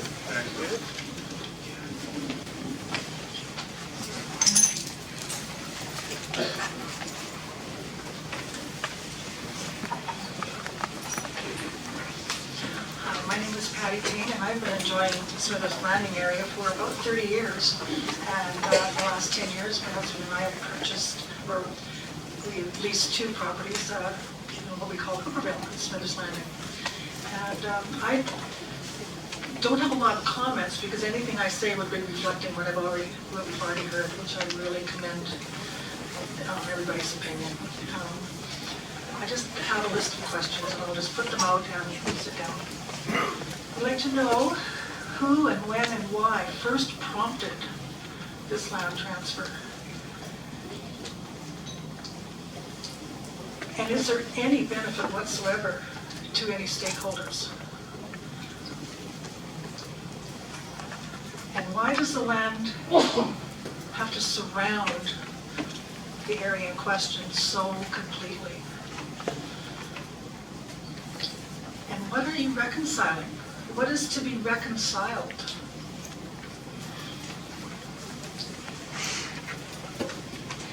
And you talk about disruption, or the least amount of disruption. I'd like to know how the LBN is being disrupted. I don't see anybody being disrupted other than stakeholders in this area. I'd like to know what has been agreed to and how much money has LBN received thus far.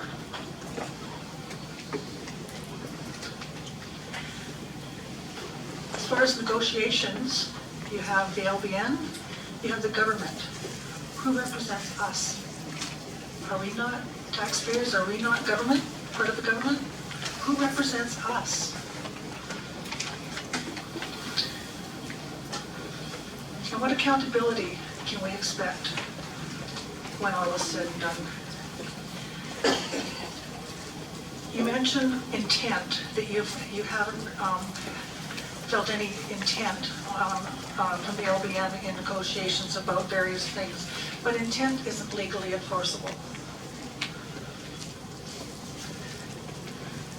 And as far as logging goes, I just wonder, not that I want to see that whole area logged down flat, but I'm wondering if any private logging companies have already proposed anything to the government to log that area and been turned down.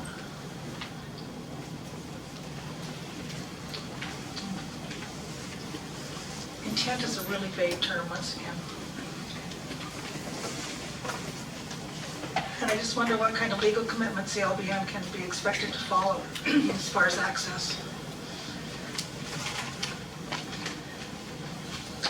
You mentioned that the LBN has not indicated in your talks thus far. It doesn't mean it's not in their plan.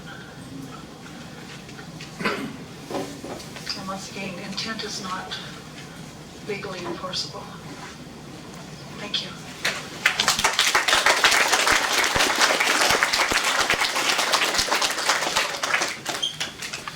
Okay, thank you.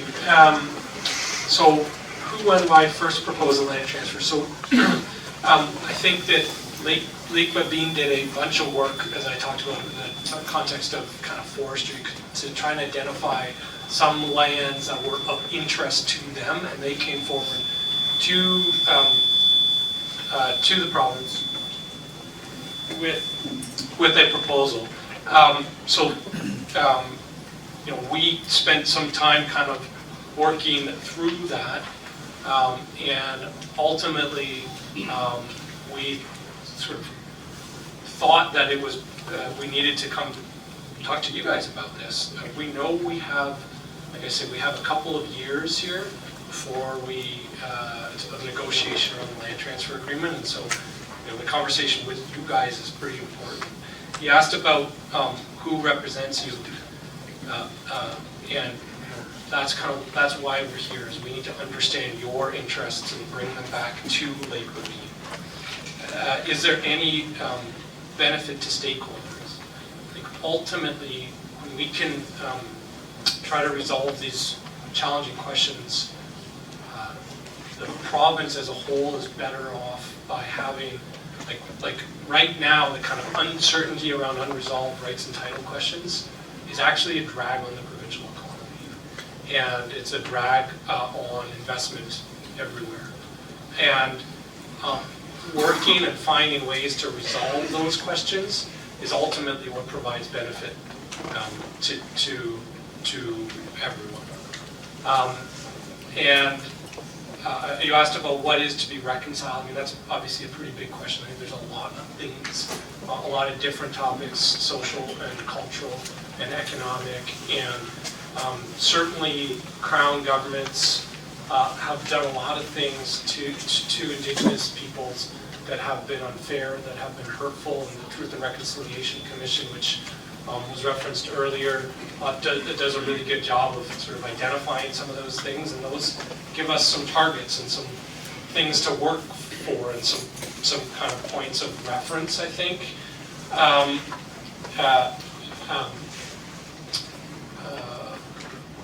You asked about what has been agreed to. So the 2014 Incremental Treaty Agreement has been agreed to. We have we're working on a foundation agreement, not yet approved, that sets the stage for a land transfer agreement. We haven't started negotiating that. So that's kind of like the sort of the various sort of sets of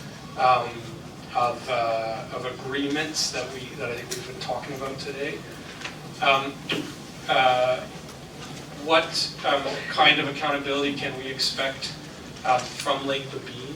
I think that the idea, the accountabilities that we are expecting is that they build a strong governance structure, that they understand how and build processes to work effectively with governments, with communities, and ultimately that they become strong partners in the region, in the economy, in the province, in kind of the social fabric. They talked about intent, so that's a comment, and I appreciate that, not being legally enforceable. You asked what logging companies, what they've done in the area. I don't have that at my fingertips, so we will get back to you. We're taking notes of everything that you've said here. And you asked, I think, what legal commitments can be expected in terms of protecting access. A land transfer agreement will be registered on title, and title, the land is actually still be part of the land title office and registered, and so it'll have kind of the enforceability of the land title system and an agreement registered on title. And those agreements, there's agreements everywhere that kind of have particular stipulations that are legally enforceable in that context.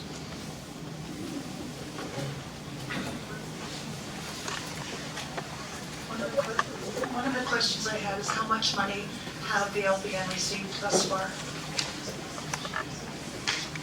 So that, I think I'm going to have to get back to you on that. And the reason is because we're going to have to do an accounting exercise.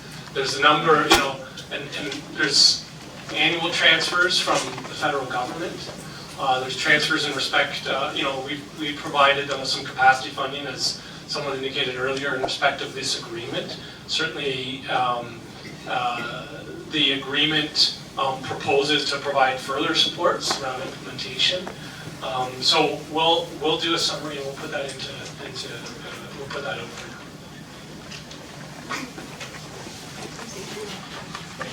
I'm Carol Morris, Smithers Landing. I want to thank everybody for all your comments tonight. I think we have a lot of our minds, and the people of British Columbia generally are very upset with hereditary chiefs deciding small minorities, including our MP for Ottawa, supporting them.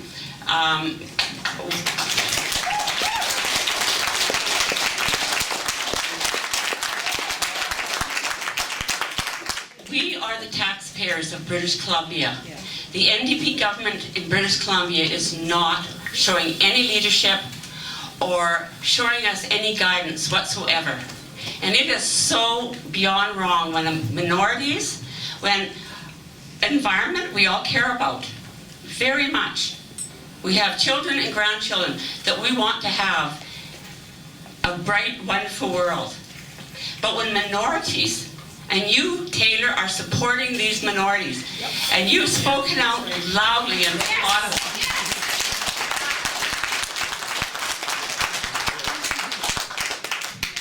when we have hereditary chiefs, and I went on the Wet'suwet'en website, I was told that there's 5 clans in Morristown, and I know this is off the topic, and we'll get back to Smithers Landing. So, we've got 5 hereditary chiefs. Are they speaking with the Fort Town when they list 7 hereditary chiefs? Like Taylor. Okay, yeah, thank you. I will keep it to the landing, but I want Taylor to say, what are you in Ottawa going to do for us taxpayers? I'm happy to respond, Carol. I appreciate your comments and your frustration. I know it's... I'm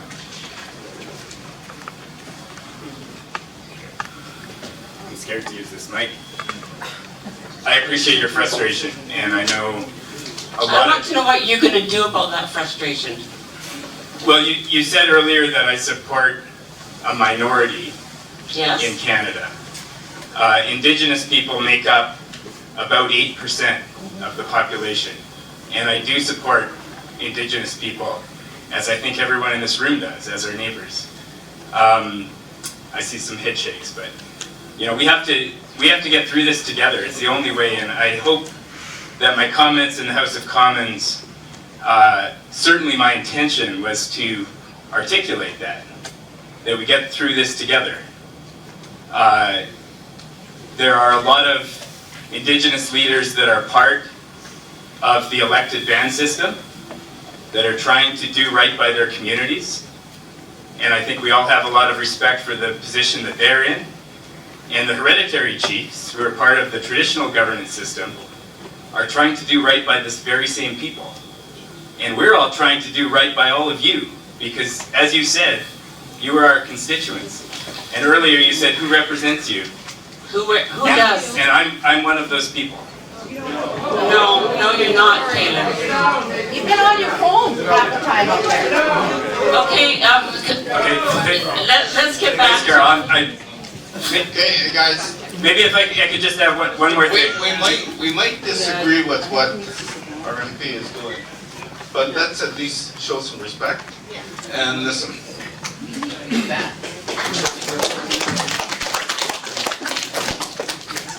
So just the last thing I wanted to say to Carol is that this is a region with a lot of different perspectives, and representing all of those perspectives comes with challenges. And I'm looking to you as someone whose voice I want to carry to come to me and tell me what your concerns are. And I'm happy to stay tonight and hear you out.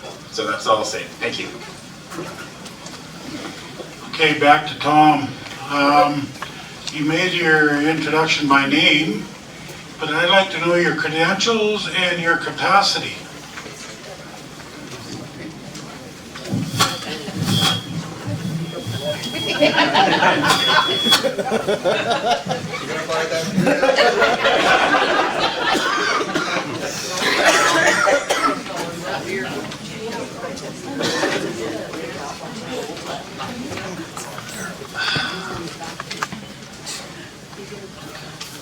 I mean,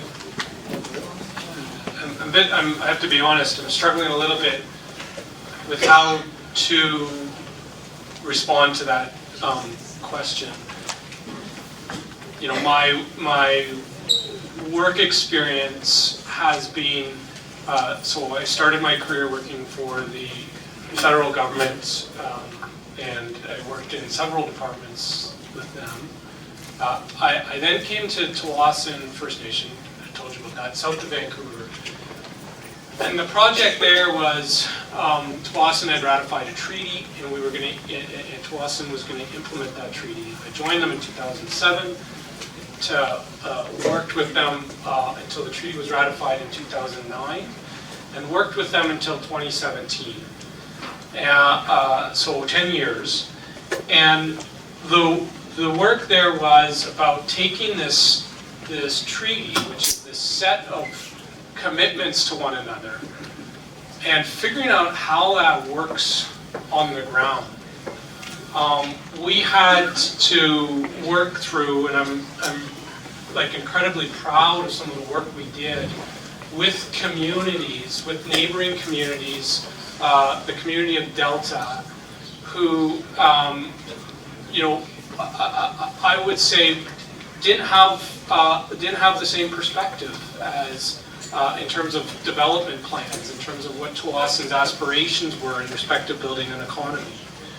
Delta's perspective was to remain in and I'm paraphrasing here, but to remain a kind of small community focused on farming, on the agricultural sector, and on fishing, and supporting small communities. And it was just a different vision. And so we had different visions that we had to work to try to reconcile. Tsawwassen's interest was in being part of the regional economy and in generating revenue to improve programs and services through that work. And so my role was working with both communities, negotiated a number of important economic development projects. If you've been down there recently, that big mega mall, I don't know if I love mega malls, but anyway, led the negotiation on that on behalf of Tsawwassen. The Tsawwassen Mills Mall was called, some of the industrial developments and projects, and the residential. And also really proud of the work we did to build the governance structure there, to implement the Constitution. So, you know, that's kind of, just being up front, that's where I again gained some of my experience in respect of how I've seen opportunities in agreements translate into tangible progress on the ground that that benefits everyone in the region. And we've seen property values go up in the area, and we've seen certainly taxes and employment and all those things. Now, look, very different context, okay? And I get that. So I just want to acknowledge that, okay? I don't want to pretend it's not a very different context.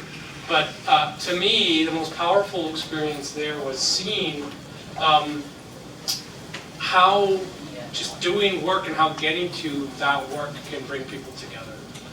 And then since joining the province, and of course in this chief negotiator role. So maybe that's just a little bit helpful in terms of credentials, and I'm happy to follow up further if you'd like more on terms of my educational background and other things. Are you a lawyer or? Sorry, I have a master. I'm sorry. Background, that'd be quite interesting. Of course, no, I'm happy to. So I have an undergraduate degree in what's called public affairs and policy management, a bit of an obscure thing, but from Carleton University. I have a master's degree in public policy from Simon Fraser University. So I'm, I don't know, policy analyst, policy geek, I don't know what they call that. I'm sure no lawyer. Any lawyer in the room tonight would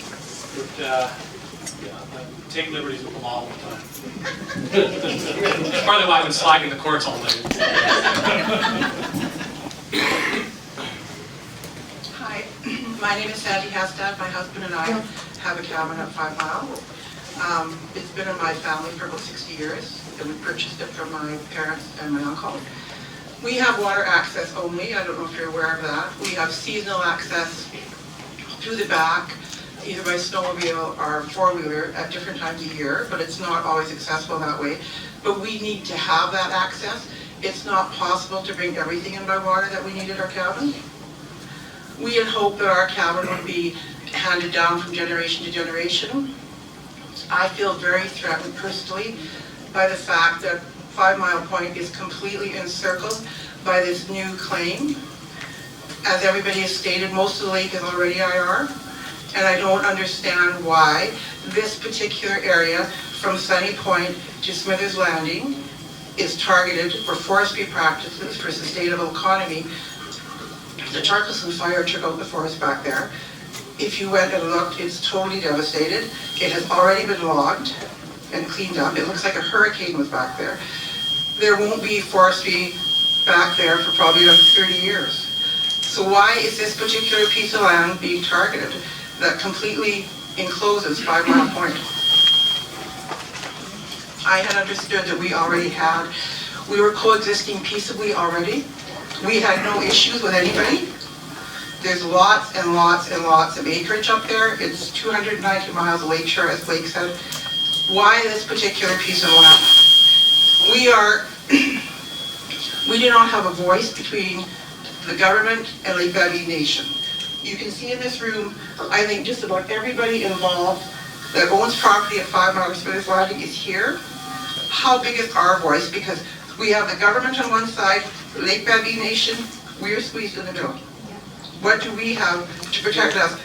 We only have our own pockets and our own resources to get the kind of representation that we need to go up against the government or Lake Babine Nation. So what are you giving us as protection?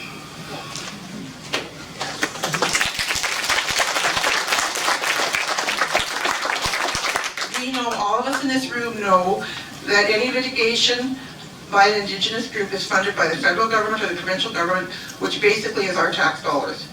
Why do we not have access to that to defend ourselves? And I understand this is not your issue, but I want that on record. I personally feel like David fighting a very big Goliath. Okay, thank you. So you have some comments in there, and I gratefully received those. And there's certainly, I want to totally acknowledge the very powerful connection you have. The seasonal access is really, your reference to that is really useful for us. And if you wouldn't mind, like, if you could just maybe grab one of us afterwards and just point out kind of where are you and what does your access look like, be really, really helpful for us. Just to kind of, yeah, and others, feel free to let us know or send us a note and kind of describe that. Just so we have a really good picture of where that is, it'll be really helpful.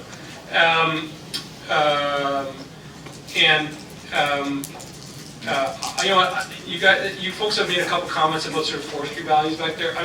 What we'll do after this meeting is we'll ask the team to go back and have another check-in on forestry values, because certainly that's one of the bases that I understand. It's been logged and it's been burned, but there's nothing back there. Okay, so I'm not going to sort of get in an argument about this, and I really appreciate your perspective. So I will ask our team to go back and check that out, okay? Because I respect your question and I respect your perspective very much.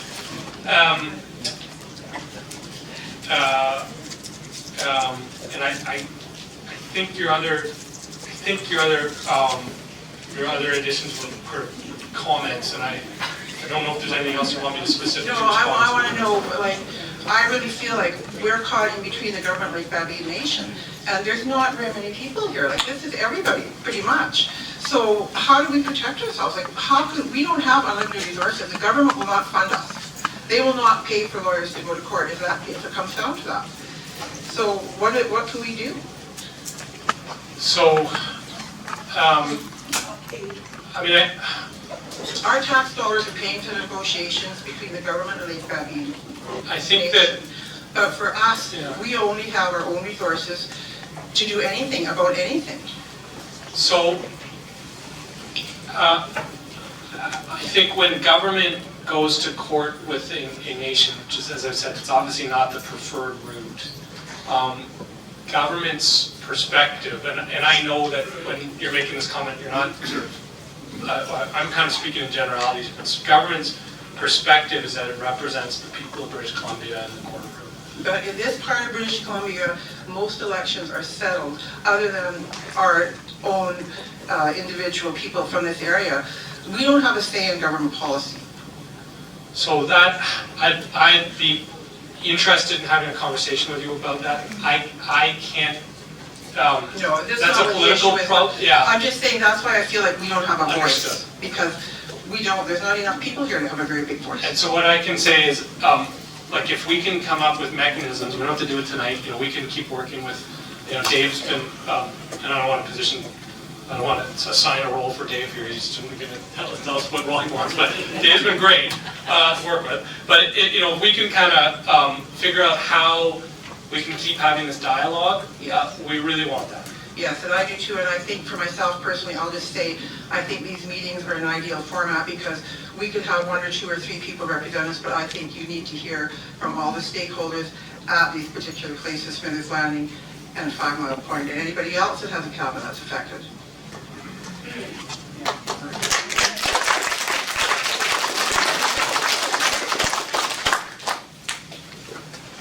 I'm Brent Hoskins from Smithers Landing, and I just wanted to say that I'm a very frustrated councillor. Wondering, my question to you is why the map was put out before we had a meeting like this when there's all these landowners. Because once you put something on a map, it's very hard to take it back. If this would have been talked about before you put a map out, it might go the other way. That's what I wanted to say.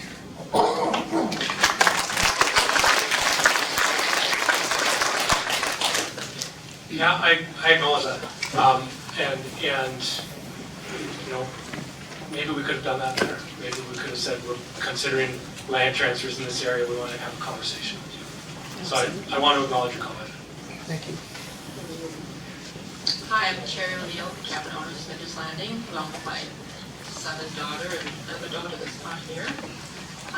There's a few things I'd like to touch on, and it was mentioned earlier, but as to who really instigated this whole process. I don't believe that it was the people from Fort Babine and Old Fort, but it's just not in their nature. I think there's bureaucrats involved, totally, looking at several of them. Some recycled from one job to another. Just I've been through a lot of processes, but I'm pretty sure that's where it's coming from. And I noticed that not one of them of the bureaucrats that are in this process is a Smithers Landing cabin owner. Because I think if one of them was, it wouldn't be happening in their backyard. But this is because it's not affecting anybody that's sitting around doing the negotiating. That's why we're being hit with what we're getting hit with. They're all not in my backyard. We'll do it to you guys, just so you leave our backyard alone. That's my interpretation of it. Unfortunately, I heard Vicki push the wrong button. I'd just like to enlighten you about the presence of the O'Neill family out of Babine. The O'Neill family presence has been out at Babine Lake since 1918. It's when Wiggs O'Neill used to trade furs with the natives. He used to hike from, him and his partner, snowshoed from Burns Lake to Babine Lake. They were offered a canoe, but apparently it had a few holes in it, so they borrowed the fisheries boat with an IOU for gas. They went down to Old Fort. That's when the lake was freezing, because this is in December. They hiked from Old Fort to Fort Babine to trade furs with the natives, because Hudson Bay Company was screwing them around. So this became a tradition with the O'Neill family. That started back in 1918. Until Wiggs O'Neill started the Chevy dealership in town. Well, that's when the natives started bringing the hides in. Because I remember my husband saying how he used to hate to go and see Grandpa at the shop because it stunk. Because he had all the hides hanging in his office, right? So this is just letting you know that there's a lot of history out at Babine Lake. It's not just native history, it's white history too. Now, you know, unfortunately there was no sound with some of the. It's okay, Vicki, you did a wonderful job, but there's just a few things I'd like to touch on. The O'Neill family has owned a cabin out at Babine Lake for 62 years. Not the same cabin, they own like 4 others. I've personally been going out there for 40 years. Our kids have been raised out there. It's a lifestyle. It's a lifestyle choice. And it's being threatened. When my lifestyle choice gets threatened, the hairs go up in the back of my neck, I dig my heels in. And I get angry. And it's because I'm protective of my family and what we've established. Now, we used to sit and watch riverboats. This is, you know, you talk about social values of the natives. The riverboats, they used to go by on Sunday. Remember all the native boats going from Old Fort to Fort Babine to go to church? Yeah, and then they go back. You don't see that anymore. We didn't take that away from them. We didn't do that. But they always traveled, like was said earlier, on the other side of the lake. Because that's the safest side. And there's stories that, like I didn't start going up to Babine until I was 18. But there's stories of Alan Davies, my husband, out water skiing. These things aren't talked about because we're, you know, but you need to be heard. Mike and Alan would go water skiing. Mike would pull Al around, and then Al would get back in the boat. Mike said, the first thing I did was make sure Al put his glasses on. Because otherwise he couldn't find me if I fell. You know? But these are the stories. This is what they're brought up on. With Don Melko, he says, going out to Babine Lake, driving Don Melko's Gatson, holding that wall, driving up the middle of the road. There's no way that wall was going to pull over. Don Melko would go to the left like he's going to pass. As soon as Nat went that way, he'd pass on the right-hand side. And you could just see his wife just nattering at him. Now, I'm telling my version of the story. These guys would probably tell other versions. They're all there together. hot tub parties out there. Anybody seen Rick? Yeah, he fell off the side of the hot tub a while ago. He was cooling off in the snow. Or the one New Year's, we're out at Lenny's cabin. I was pregnant as a horse. No, okay, you get to be the fire builder. I built that fire. Oh yeah, they were out of there by midnight. It was just too hot. It's like these stories. This is what you guys need to hear. That it's not just a cabin. This is what we did. There was Mac the Wonder Dog. My husband had an English setter. That dog, it did everything. It was a wonder dog. His name's even on the barrel on the other side of the lake. He also wasn't very popular with Chuck Morris. Apparently he stole one of the hams. Was it the Burns ham? I think is that what Chuck used to sell? Yeah. But, and then there's Alan Sue going out to Babine Lake on their wedding night. Spent it without his uncle, not knowing he was there. There's Donna, the water skiing. They were talking about Donna Olin. Yeah, her bathing suit got hooked on a nail. Off she went. It's just, stuff like this. This is what you guys also need to hear. It's not just, this is what we want to do. This is where we took our families. Like my grandchildren are 5th generations going out to Babine Lake. We're teaching our kids to hunt, to fish, to berry pick, to be survivors. It's a time-honored Canadian tradition. And I right now feel like you guys are throwing us under the bus.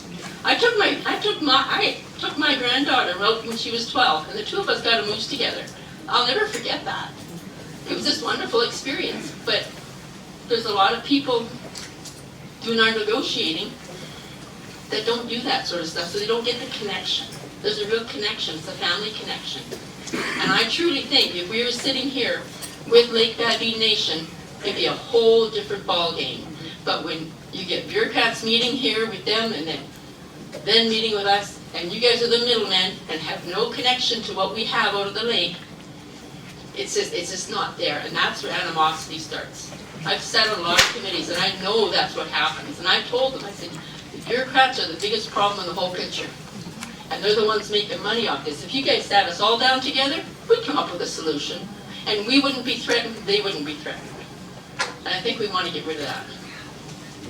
Thanks.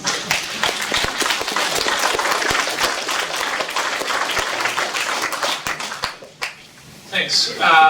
And if there's ways, I'm totally open to suggestions for how we sort of create that dialogue, and absolutely, I'm all ears. I also want to say, like, we in my, and I think in our perfect world, we do create the conditions for those like that sort of rich lifestyle that you've discussed to continue to not be impacted. And like, let's find a way to make that happen. And that's like, I'm really committed to trying to do that. So this is the start of a conversation.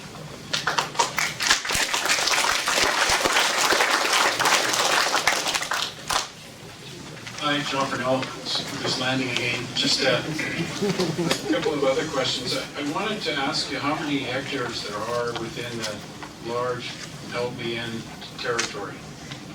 Do you know? Gosh, okay, so the total LBN territory is 300,000 roughly-ish. Aaron's giving me one of those. So roughly-ish 300,000. It's quite a large territory. Now, some of the edges of that have overlaps with other nations, but there's a large core that's not overlapped. Large core. Okay, and I just wondered how many people in Canada know what's going on with all these large land transfers? How do you make people aware? If we weren't having this discussion tonight, I wouldn't know that all of this is going on. Yeah, and we're out here talking to you, obviously, because it's important to have this conversation with you. Our plan is to do, and so we want to keep having this conversation with Smithers Landing and the 5 Mile folks. But we also want to have dialogue, like public open houses. We have had a couple conversations with local governments We're going to keep doing that as we move forward. We are touching base as well with sort of industry groups, so large forest companies, but also mineral exploration, Guide Outfitters Association, Trappers Association, Council of Forest Industries, Mining Association, Association of Mineral Exploration. So that we're trying to kind of talk to a number of groups and a number of people about what this looks like. Now that's in the Lake Babine context. There's a broader, obviously, provincial context around conversations with respect to title and pathways around that.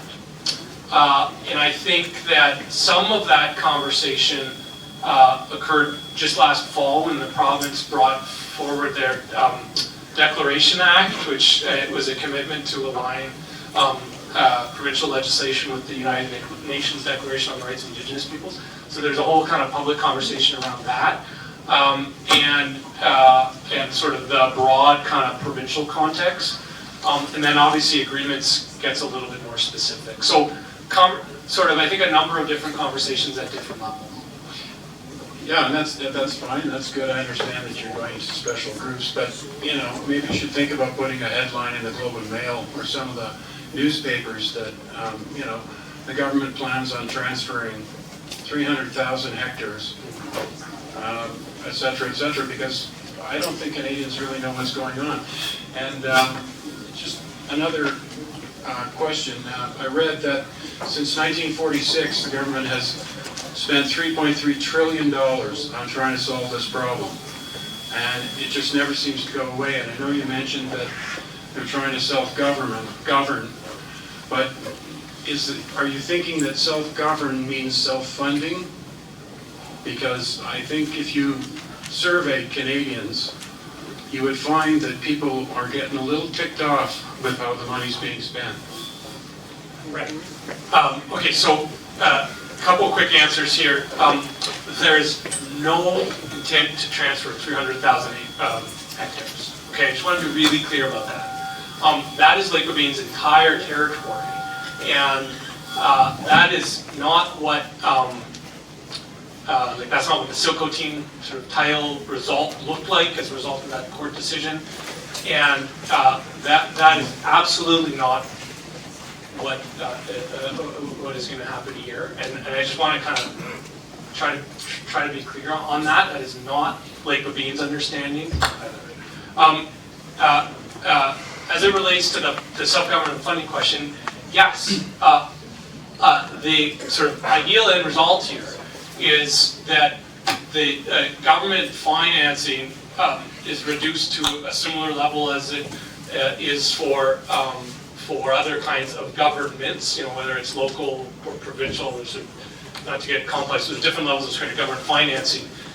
And because nations generate revenues or have their own kind of tax base, right? That's a complicated conversation, but yes, that's absolutely the idea. Now, it's going to take time to get from where we are to there, but I do want to affirm that is a goal that I think nations certainly have. They don't want to be dependent on government revenue transfers, right? And sort of how we get there is a big, significant and important piece of work, and it means rethinking some of our approaches to our current revenue sources.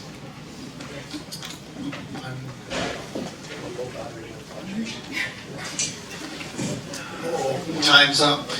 I just want to make a comment that we're just after 9 o'clock, and I think it's really important that we get all the questions answered and comments that need to be made.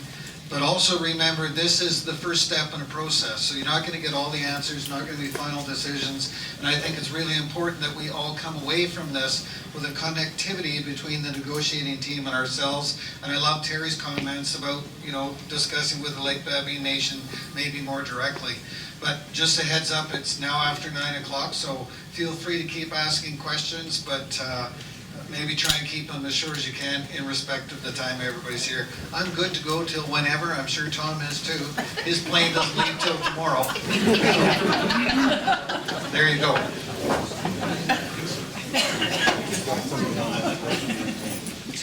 Hi, my name is Janice Malco. I'm the wife of Don, the crazy driver passing people all willy-nilly down the road. I think that you really need to understand that I'm a transient person. I didn't show up to Babine till I was 17 years old, and I'm 57 this year. Truly transient. But Babine has found its way into my heart, into my family's heart. That's where I learned about my husband's family. It's where I learned about who I really am.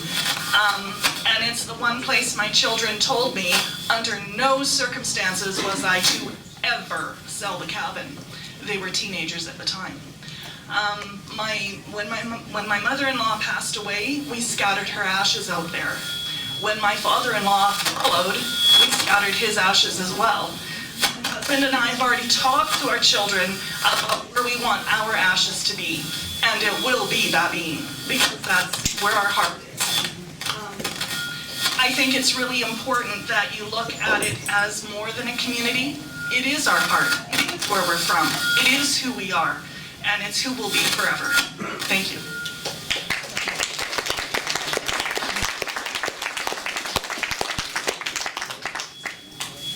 Hello. A lot of you don't know me. My name is Linda Gordon. I'm Jim Gordon's daughter-in-law. My father-in-law did a lot of work out in the back country with a lot of friends and family. But what I want to know is, why are we saying them and us? Because we're supposed to be Canada. We're supposed to be one. And my question is, if they can't work together and they want this parcel land and the other Aboriginals want this parcel land, how are you going to work together with them? That's all.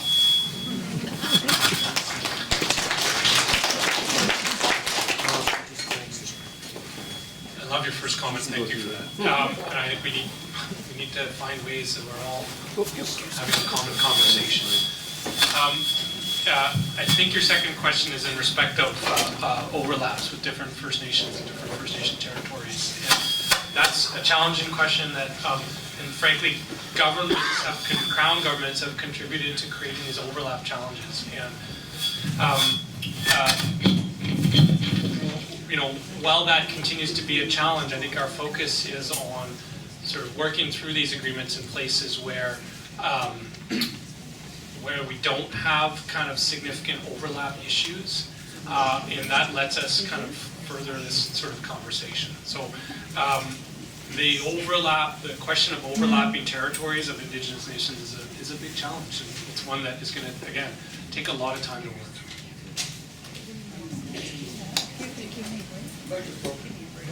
Oh, do you want to use this one? Like, I don't mind. We can share here.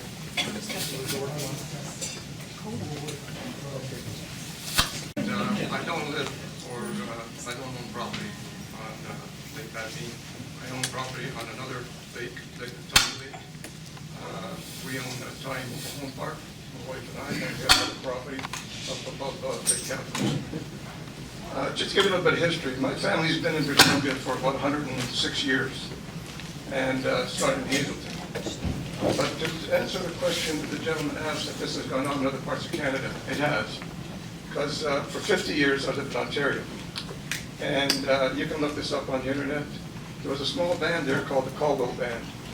And in the 1990s, under Minister Crescian, they did the same type of thing and gave 19 people, which was the Caldwell Band, part of the lake of Kingsville and Leamington. They also got Pee-wee Motor Inn and the wharf out there in Leamington. So that's been going on since 1990. It did cause an awful lot of friction. There were people there who had signs on their property to the federal government saying, no admittance, this is our land, it is not for sale to anyone at any price. And that went on for a number of years. As far as the comment about the natives wanting to get out of under the Indian Act, I think it's the greatest thing that could happen. And Minister Christian tried to do that. It was called the White Paper, and you can read about it in Mr. Christian's book, where they proposed it. Trudeau was ready to do it, Trudeau Sr., but the native bands turned it down. But that would have given them access out of the, under the Indian Act. And as far as, I think you were negotiating the Twice land deal, didn't it happen there that where the natives there got the land back, they put the lease on those people's property up to a tremendous amount that the people could already afford it, and they had to go to the Supreme Court of Canada to get settled. And there was another one in Alberta, the same type of thing happened.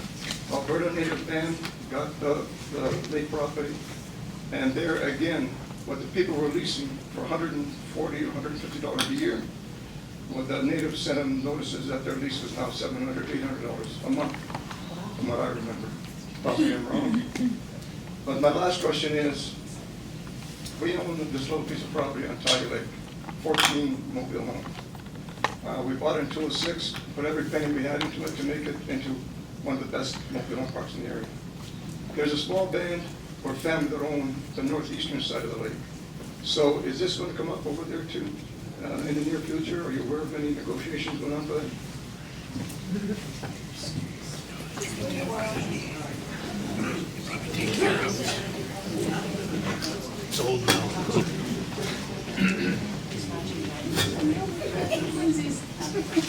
Okay, so some great comments and a couple of questions.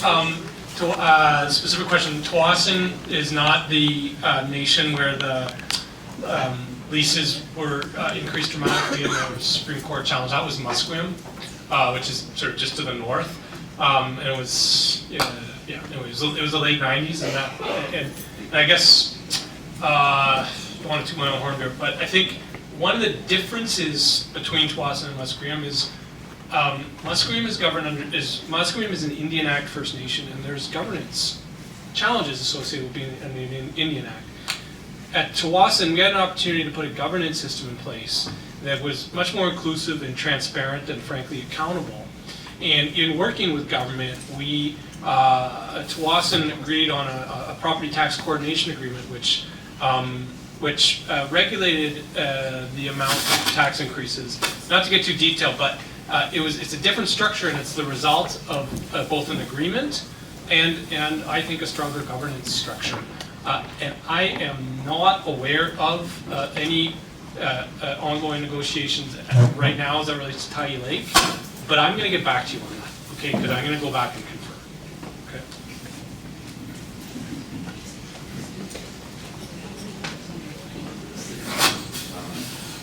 Hi, it's Oliver again for one more question. This is probably more specifically forestry related.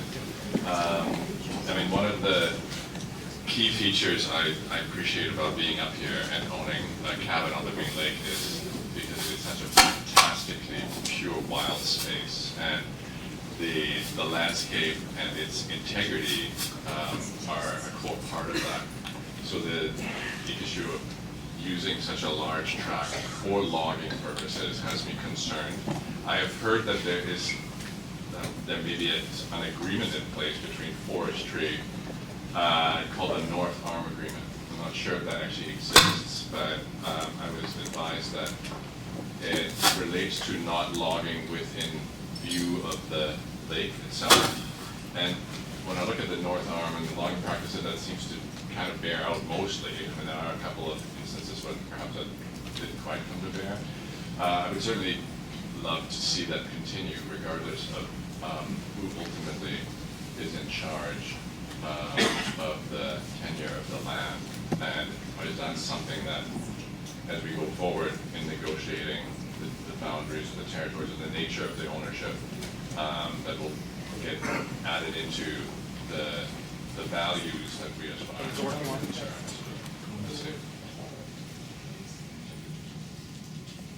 So that's, like, yes, you're raising it. I think it's buffer zones, particularly visual buffers, are really important.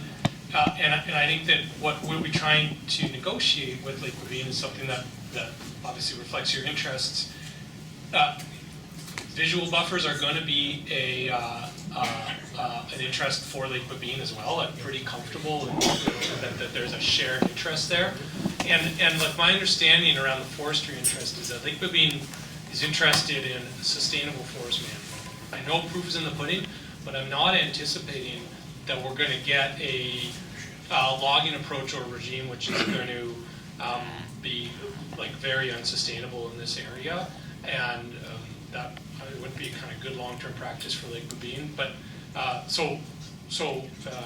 anyway, I think on the visual buffer thing, I know there's, and I'm not a forester, I can't speak to this, there's provincial kind of policies and approaches around visual buffers, and I think, we'll be looking to bring that into the conversation with Lake Babine, to the extent that the property, there's a location conversation as well about where that area is. You guys made a number of comments that we've heard about moving the area in the first place, right? So there's a couple of potential solutions to that, what I'm trying to say. You want to just follow up quickly? Yeah, but I mean, I think regardless of if it managed to get switched from one side of the lake to the other, I think the fact that you're dealing with a natural northern mixed forest is one set of scenery and one set of habitat and one set of space, whereas forest management practices kind of favor conifer-centric different types of forestry. So that goes in with my request then. In terms of it's that visual boundary of mature trees is one thing, but a northern forest is something quite different. So, good comment on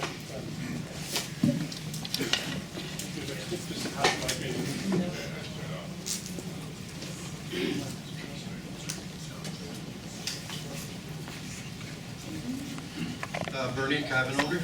I just wanted to clarify just a couple things for myself for proper understanding. You said the LBN area of interest is 300,000 hectares? No, that's their total traditional territory. Okay, so can everybody hear me? Yeah.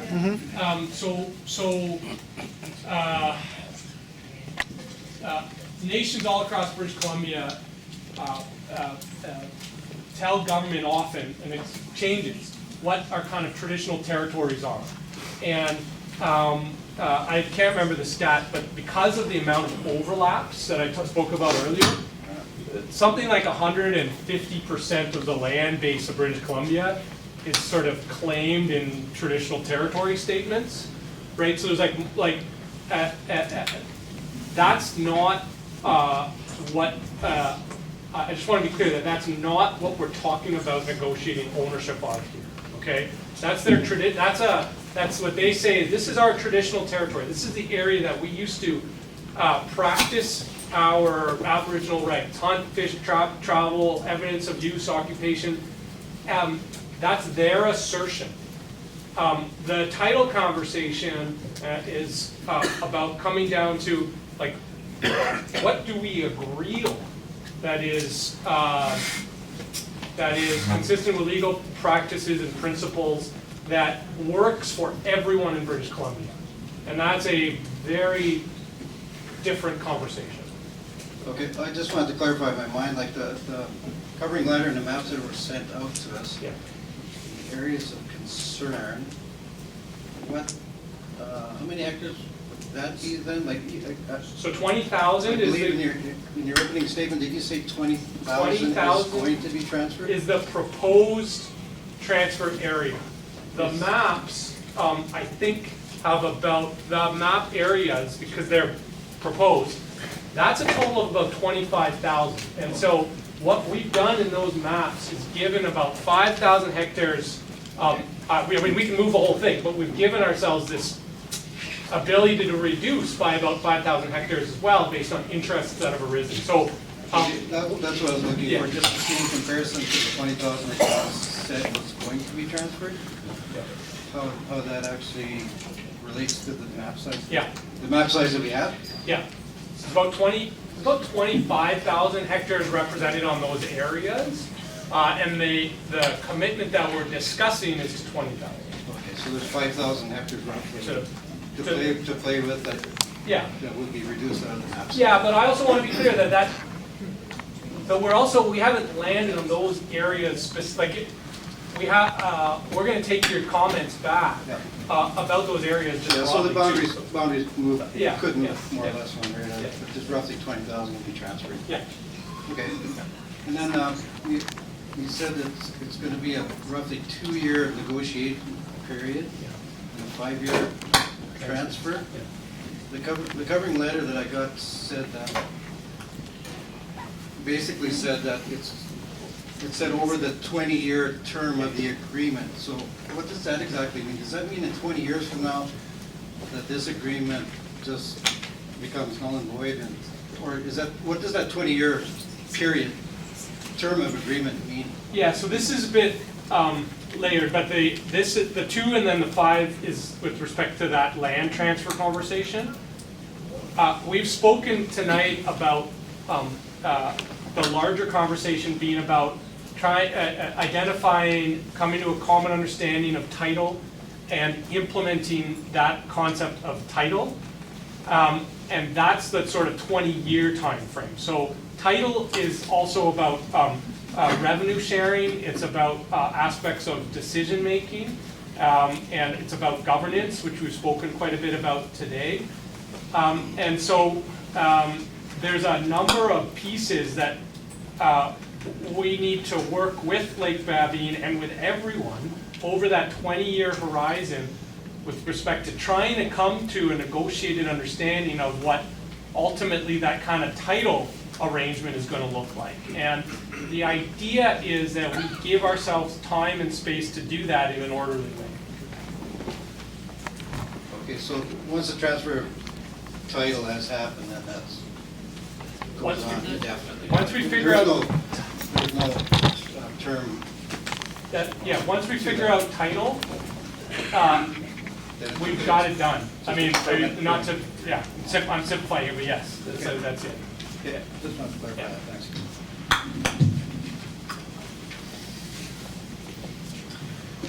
Thanks. Lauren Benson, I'm with the town of Smithers. I don't have a direct interest in the issue with regard to Smithers Landing and 5 Mile per se, but I do want to comment on the issue of community and the effect of the community, the relationships. And you've heard a lot about that. In terms of models for being able to follow through with some sort of a negotiating process, I recently came across one that may serve a purpose in this particular case. It spun off from the response from local government to the province with regard to herd management strategies and the exclusion of local government and the discussions around that. Sean Mitchell, a local biologist, has put together a process where they refer to it as the small table and big table discussions. But it was a way of being able to put a process in place for collecting information from various interest groups and stakeholders in order to be able to compile that into a bigger table discussion, I guess. And I haven't seen the follow-through on that. I've only seen the first stage of it. I would say, though, that whatever you do choose to do, you want to certainly have a very solid commitment to it. For example, I spoke with Blair Leckstrom, who was asked by John Horgan to network with local government. And when I talked with Blair last week to ask him why he resigned from that position, it was because the recommendations that he had put forward to the province were not implemented. He put forward 14 recommendations, none were applied. So when you hear of apprehension, those are the sorts of things that bring about that sort of apprehension. And there's others here in the room that have participated in similar types of processes, like the Sport Fish Advisory Commission and that sort of thing. And the voices, as these things progress, they seem to get filtered out. So, yeah. Perhaps this model of big table or small table, big table might be something workable in this process too, but always I would strongly recommend it's with consideration of the whole of the community as opposed to separate groups. Thanks. Appreciate that. Like the previous speaker, I don't own any land or any property in Lake Babine, but I'd like to get back to a question I asked you before, which I rhetorically answered, but you didn't. And that is, I believe I asked you, since as a Canadian, as a British Columbian, as a man who hunted and fished that area for 52 years, what is my traditional territory? Because we seem to limit that term to the Indian people only, Aboriginals. I've never heard any politician or anyone at all talking that, hey, this is your traditional area as a Canadian. What would you say are, or people similar as myself, most of us here and some of us here, what is our traditional area? And further to that, to carry through your, to follow through what you plan to do for the being Aboriginal people, about a title. Do we deserve a title to it, just like the natives do? And if not, why not? Yeah, so you're as well placed as I am, I think, if you don't mind, to answer the question about traditional territory. These are fundamental questions that challenge us every day about differences that separate people or that bring people together. These are large political decisions, and I know we've heard the federal government speak about a distinctions-based approach, and I don't know if I'm getting that language right. These are concepts based on successive decisions of the courts that have sort of shaped the landscape of rights and title. And this is there's a broad trajectory here that of rights and efforts by the courts to continually balance the rights of Indigenous people with the rights of all Canadians. And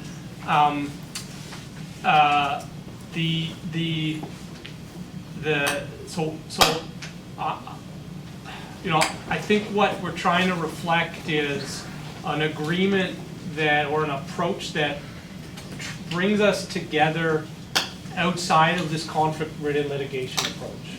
So I don't know that you're asking questions which I think there are frankly political answers are more appropriate than me as a bureaucrat can give you at this point. And I'd be happy to engage in a spirited conversation with you over a beer about those things, and I look forward to that.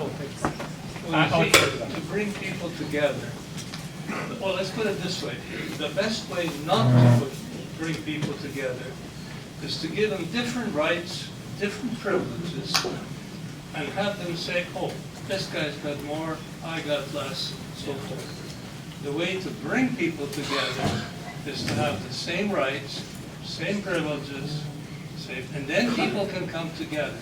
And the politicians, I don't mean only now, I mean honestly for a long time, have been balkanizing Canada by inventing different rights for different people, races, etc., etc. At least that's my idea. That's what I see. I think we call that a mic drop. Hopefully we're not down to the last one. Yeah. Look, I absolutely respect that perspective. That is a valid perspective. That is not how I understand successive decisions of the Supreme Court of Canada over the last 25 years. We actually have a legal one over here, but if you don't mind donating, we might have to buy one mic.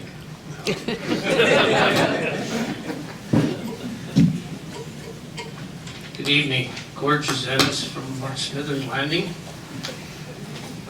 I've sat in a few of these discussions over the year, not with land title or land claims, but with Fed Fish and Ministry of Environment.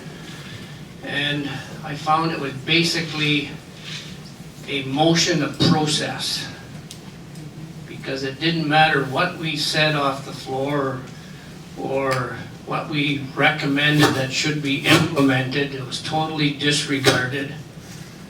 And the final census was, well, we consulted with you. I'm really, really hoping this isn't one of those situations. I hope you're taking everything that everybody has said to heart. And I think the biggest concern here is losing access to the property. And in light of everything that's been happening across Canada, I don't really know how you can guarantee or say you will have access to your property. That's all I have to say. Thank you.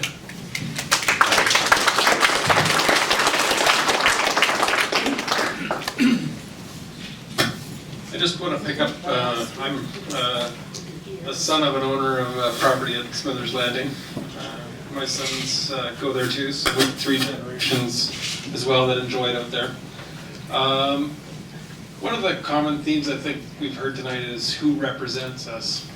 And I think the concern is that government and First Nations know, the government's got a bigger, broad objective here that they want to accomplish. Reconciliation, I think, has sort of been the theme. First Nations, I think, know what they want. And I guess, how do we as interested stakeholders get to the negotiating table to participate and not just trust that you guys are going to look after our interests? Because to me, that is a recipe for what the last commentator said, is where you consult but nothing happens. So how do we as a group get a voice in what lands are transferred, to sit at that table and go face to face with the First Nations and say, and come to a workable solution? Because otherwise, you're just going to have resentment.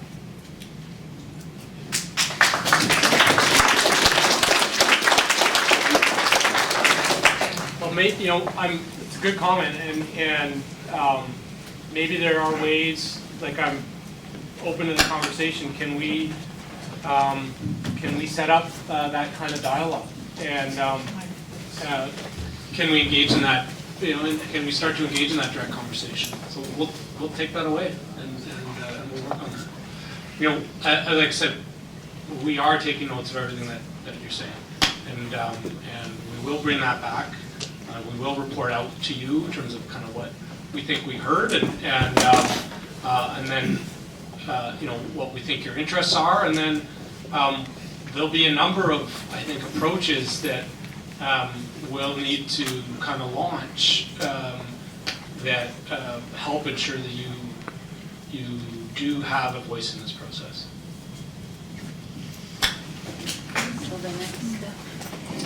Just to touch base on that, I guess you asked earlier how you can help in your listening. Can we physically pick a representative from our area to sit at the table with you? Is that a possibility? Let me explore that. Okay. Let me explore that. Okay, I don't see anybody, or I don't see lines of people stacking up for the microphone, but I do want to ask if anybody wrote anything down that they didn't want to ask that they want me to ask. So if there's anybody who has that, I'm happy to ask it on their behalf. I do have a quick question. Oh, we have one quick question? Yeah, It's no. okay. Nope, but does anybody else have anything written down?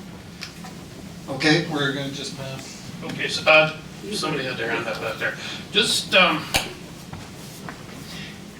assuming that this access is granted,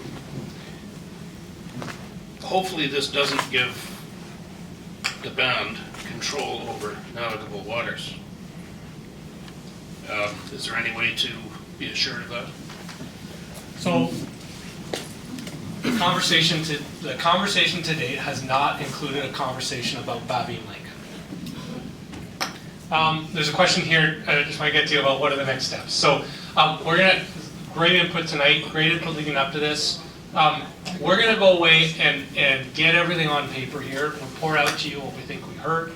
I think that we're gonna have to do a bunch of thinking about, okay, like what are the next steps and what did we hear from you? So, I don't know if I'm gonna get this all right, but things we've heard, I think I've heard, and I'm setting aside the substantive things here because a lot of substantive comments about access and areas and locations and ability to snowmobile and other things. I think you've expressed an interest in these, sort of more of these conversations where everyone's together. You've expressed an interest in having, creating dialogue directly between Lake Babine and yourselves. And those are two, I think, pieces that we will take away. But if you have other suggestions, whether they're in writing here or whether they're to come as you kind of think about this conversation and you think about the question of how can we make sure our input gets heard, please don't hesitate to let us know. Okay, Brent. I'm just wondering, on our deeded lots, we own to high water mark, and the Crown owns from high water mark to the shoreline. Yeah. Now, if Lake Babine Nation totally surrounds us, do they own that, say, 15, 20 feet to the shoreline and can start charging us to dock and stuff like that? No. For sure? For sure, it's not part of the conversation. Okay, thank you. Yeah. I would just like to add that as much as we're all stakeholders in one way or another, whether we're actually own land or we're leasing, there's also the general public that enjoys that area immensely. And granted, we're going to be probably the first voices that you're going to be listening to, but we're not the only voices that are involved here. We've got a beautiful community in this area. This whole area is just needs to be opened up for everybody, every citizen, regardless of your culture, your background. And that's just about it. I think we need to involve everybody in this. Looks like I'll be walking around with the mic here for a bit. I just got a question. You said negotiation. What tool do you have for negotiating with the band? What happens if the band says no, like the Wet'suwet'en chief said no? What power do you have? You're giving them money. You're going to give them land. What is your power? What can you do? Well, how do you negotiate when they have all the cards?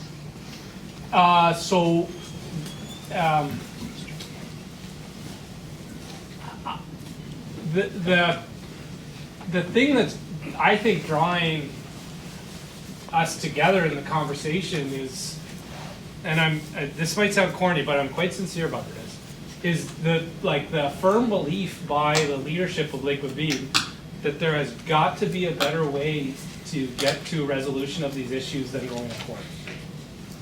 And if we cannot do that, then I think that I'm concerned about that. And so I think that we're really engaged in a good faith exercise here to try and find pathways to get to this concept of reconciliation. It's not, your question is really about leverage. And I don't think leverage has played a big role in this conversation today. It's been a pretty sincere effort to try to find common ground, and that's partly why we're here with you. That's sort of a one-sided deal. You don't have any leverage. You're going to negotiate without any leverage at all. What do we do if they say no? Then we would keep having the relationship we're having now. They'll say, okay, we don't recognize your nation to our nation. So what do you do then? We would keep having, like I said, we keep having the impoverished relationship we have now, and then they would have some choices about how to proceed. And one of those choices would be, well, there's a number of choices, but one of them would be litigation, which is not the outcome I think we want. but we've seen. Okay, I'm just gonna jump in because. Sorry. No, give it back.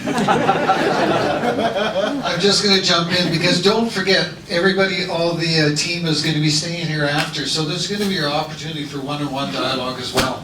And as opposed to getting to almost a one-on-one dialogue, maybe we'll focus on some of the specific questions and the what-ifs. I mean, Tom can't predict what if, I can't, you can't, whatever, but I like what I'm hearing saying. The focus right now is on negotiations, and there appears to be a willing partner in that. Yeah, I can appreciate, I'm a landowner as well up at Babine Lake. Long before that, we spent a lot of years on the lake, both with our friends, also with the Lake Babine people. And I guess I just have a few points. So many of them have been made already. I had lots written down, but it seems odd to me that we would have to explore whether you can guarantee us a voice on the table when this is a consultation process. I don't think it's a stretch to say we need a voice on that table. That's a point. I don't know if you can answer that. The other one that I keep hearing, and the optics look funny, is forestry, forestry, forestry, and that point has been raised. But if it's forestry, why is it intentionally placed right around all our dwellings? It's pretty obvious that it feels like an attack. So if we're negotiating and we're trying to reconcile, maybe we should point that, that land transfer a different direction. It impacts a lot less private landowners. The other point is, I guess maybe a question, again, you don't have to answer, it's maybe a rhetorical question. Was this meeting held at your request, or was this meeting held at our request if this is consultation? I, as a landowner directly adjacent to one of the properties that is being transferred in the 2014 interim agreement, I heard nothing about it, nothing. Then, not up until yesterday, to be honest, and that's 2 properties removed from me. I could throw a rock and hit it. I've heard this now for the first time. And then the last question is, as negotiators, as a team, have you been up to Babine? Have you walked the ground? Have you met with us? Have you seen the community? Do you know? Like, we're just a voice and you've seen some pictures. Have you been? Like, have you guys all been? Some of you are raised here and have probably been. Have you explored? Do you know what you're affecting by this map? Like, is this real? Yeah, I guess that's all for now. Okay, so I have been up to Babine Lake. I've been around several places on Babine Lake. I have not been to Smithers Landing, and I'd like to come as part of this process. And 5 Mile. And 5 Mile, sorry. Thank you, good at. So we sent letters saying, you guys all seen the letter, I don't repeat what it says. It said, we want to talk to you, we want to meet with you. Dave, wherever he is now, there he is, took up the mantle and said, hey, let's facilitate a broader meeting with everyone. So just in terms of like the history of how this worked, we did not sort of set this up. It's a great forum, and we're really happy to be here. But we did send that initial letter. And I think your other question was, let's get a representative on that table, okay? And when I say let's explore that, I want to kind of think about how does that fit in our sort of broader negotiation context. And I love the idea, and I want to see if we can make that work. So that's. Yeah, we have a couple of people who are interested. Now, this is one of the reasons it's difficult to manage if people don't get up to the mic. I don't necessarily see who is in what order, but I believe, Jack, you were first, and then we'll go to yourself.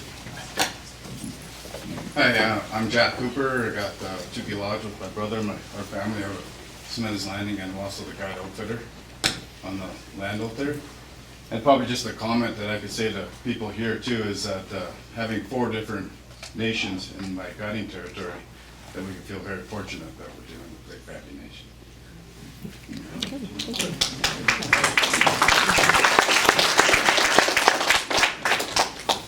Sorensen, Karen Fosway. I'm from actually Hagwood Village, First Nations government.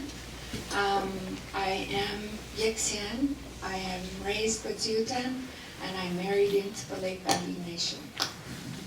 So one thing that really touched my heart, and it went around the 204 Babine community with the Sea Cadets, and it really touched me about how this meeting was delivered and the intentions of the wording of the meeting and what was going to be happening was very vague. It was a little bit disheartening, and also as a support for the 204 Babine for Camp Halifax, it's such a great opportunity and equal opportunity for everybody to take part in, especially the youth, and building a really good, sturdy foundation. I don't know any cadet out there that has gone wayward. They're pretty successful because of all the firm foundation that they are taught throughout the cadets. And like I said, the delivery of this notice of meeting was very vague and pretty ill-informed, I would have to say. I touched base with a few of my LBN people in contact who actually do set up like the treaty meetings. They were unaware of this meeting. Really? Wow. So that's why there's nobody in here. Huh. I'd like to clarify that. So I did touch base with one of the ladies that actually organizes the meetings, and she was unaware about it, and she touched base with other people as well. So, and then just my input from my husband as well. He was just like, yeah, I don't know what that's really about, but I don't think it's really going to happen either. As far as myself and my family, we live on respect, and we do respect everybody equally, their properties, and you respect my property, and the list goes on. We are so fortunate here in northern BC to wake up every day with a different light on the same landscape and see a different light and beauty within it. And that's one thing that we have that the province situated in their office down south don't see. They don't see how much we are progressing together,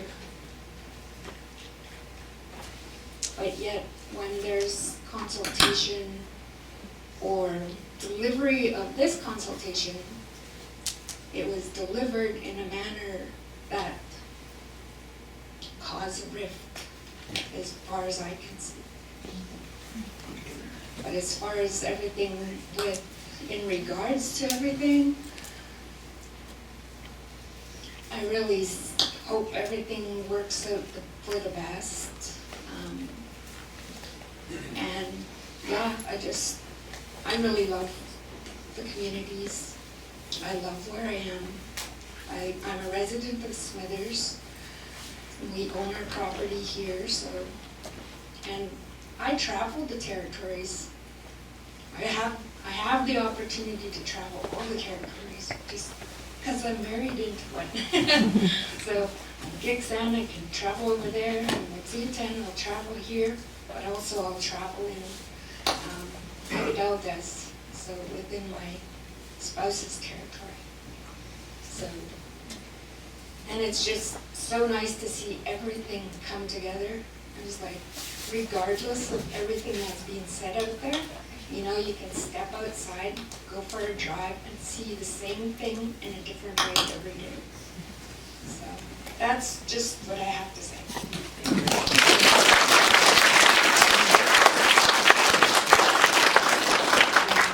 I'd like you to take a message back that there was no intent to hide anything.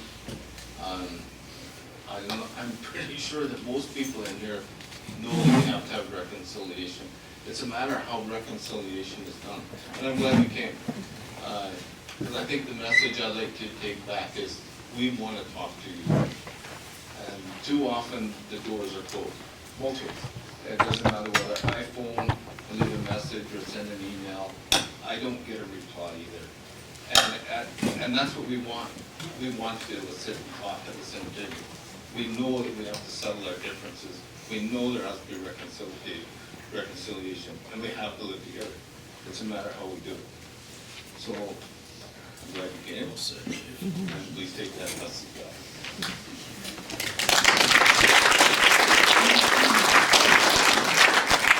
I'm thinking you want to make some comments, Tom, on how it came to be that this was, this group here today, and how you're going to join us all together. And there's been some requests really for those of us in the room, those that are Smithers Landing and 5 Mile residents, how they can be part of the process. Yeah, thanks. So,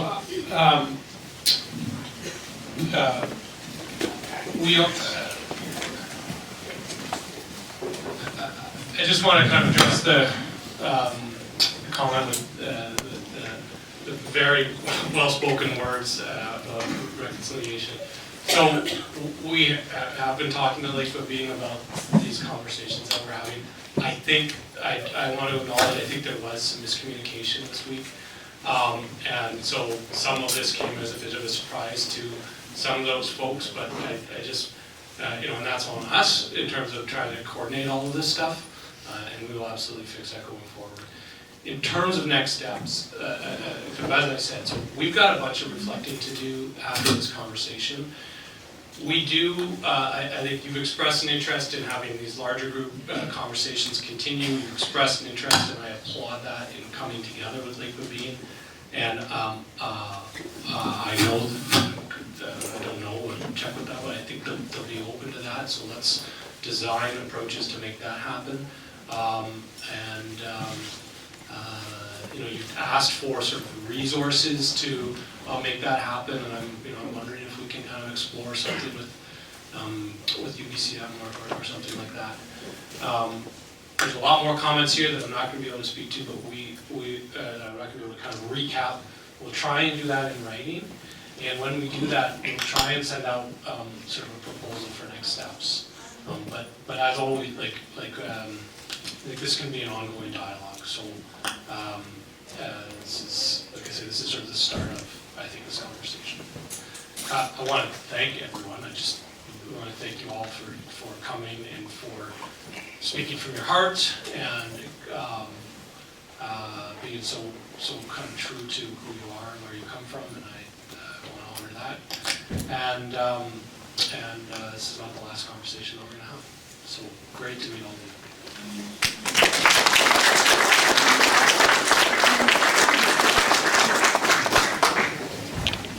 So just a couple of closing comments from myself. So first of all, thanks to all of you for making my job easy. Dave and I, we talked back and forth about how do we think it'll go. Well, it went as I think we thought it would go. We expected respectful, honest conversation, questions, comments back and forth, and I think you did a great job in that.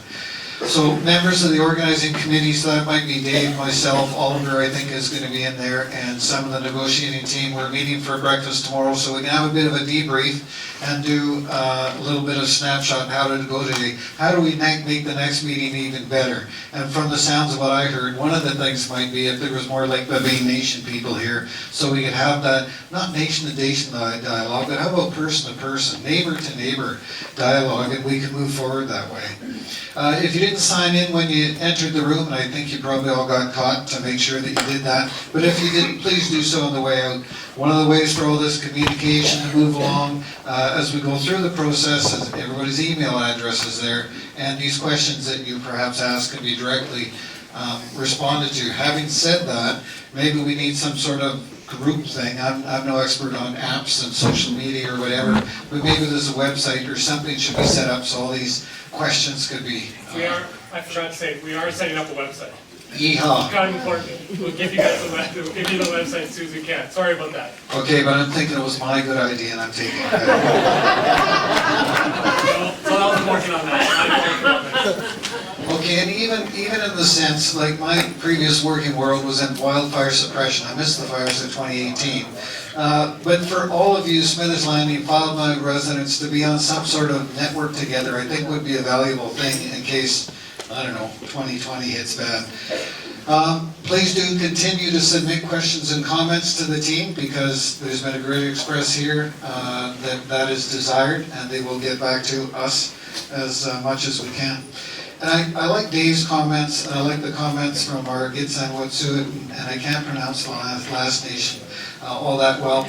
But remember, in the end of all of this, we're all still going to be neighbors. We are all neighbors, whether we live in Smithers, whether we live in 5 Mile or Fort Babine, Old Fort, or wherever. We're all going to be neighbors at the end, and we all want to get along. And I think we're going to make some great progress, and we're going to allow the government bureaucrats to help us through that progress. You're supposed to smile. So, and there was a feedback form handed out, so if you have any feedback on the form here, whether you had enough tea or coffee or washrooms or whatever, please feel free to do that. So now we're concluding the official part of the meeting, but the lucky gentlemen and ladies are going to stay here and are available to answer your questions. And I remind you, 5 of the people that are representing government here tonight are from Smithers. So if you added up all the years of service, I know, Aaron, didn't you say 40 years in the valley or something like that? So there's a lot of time that's been in the valley. A lot of people have been around for a long time. So sorry? He's a newbie. Oh, well good, I got 41 years, so am I okay? So thank you very much for coming. We look forward to future meetings that run this well.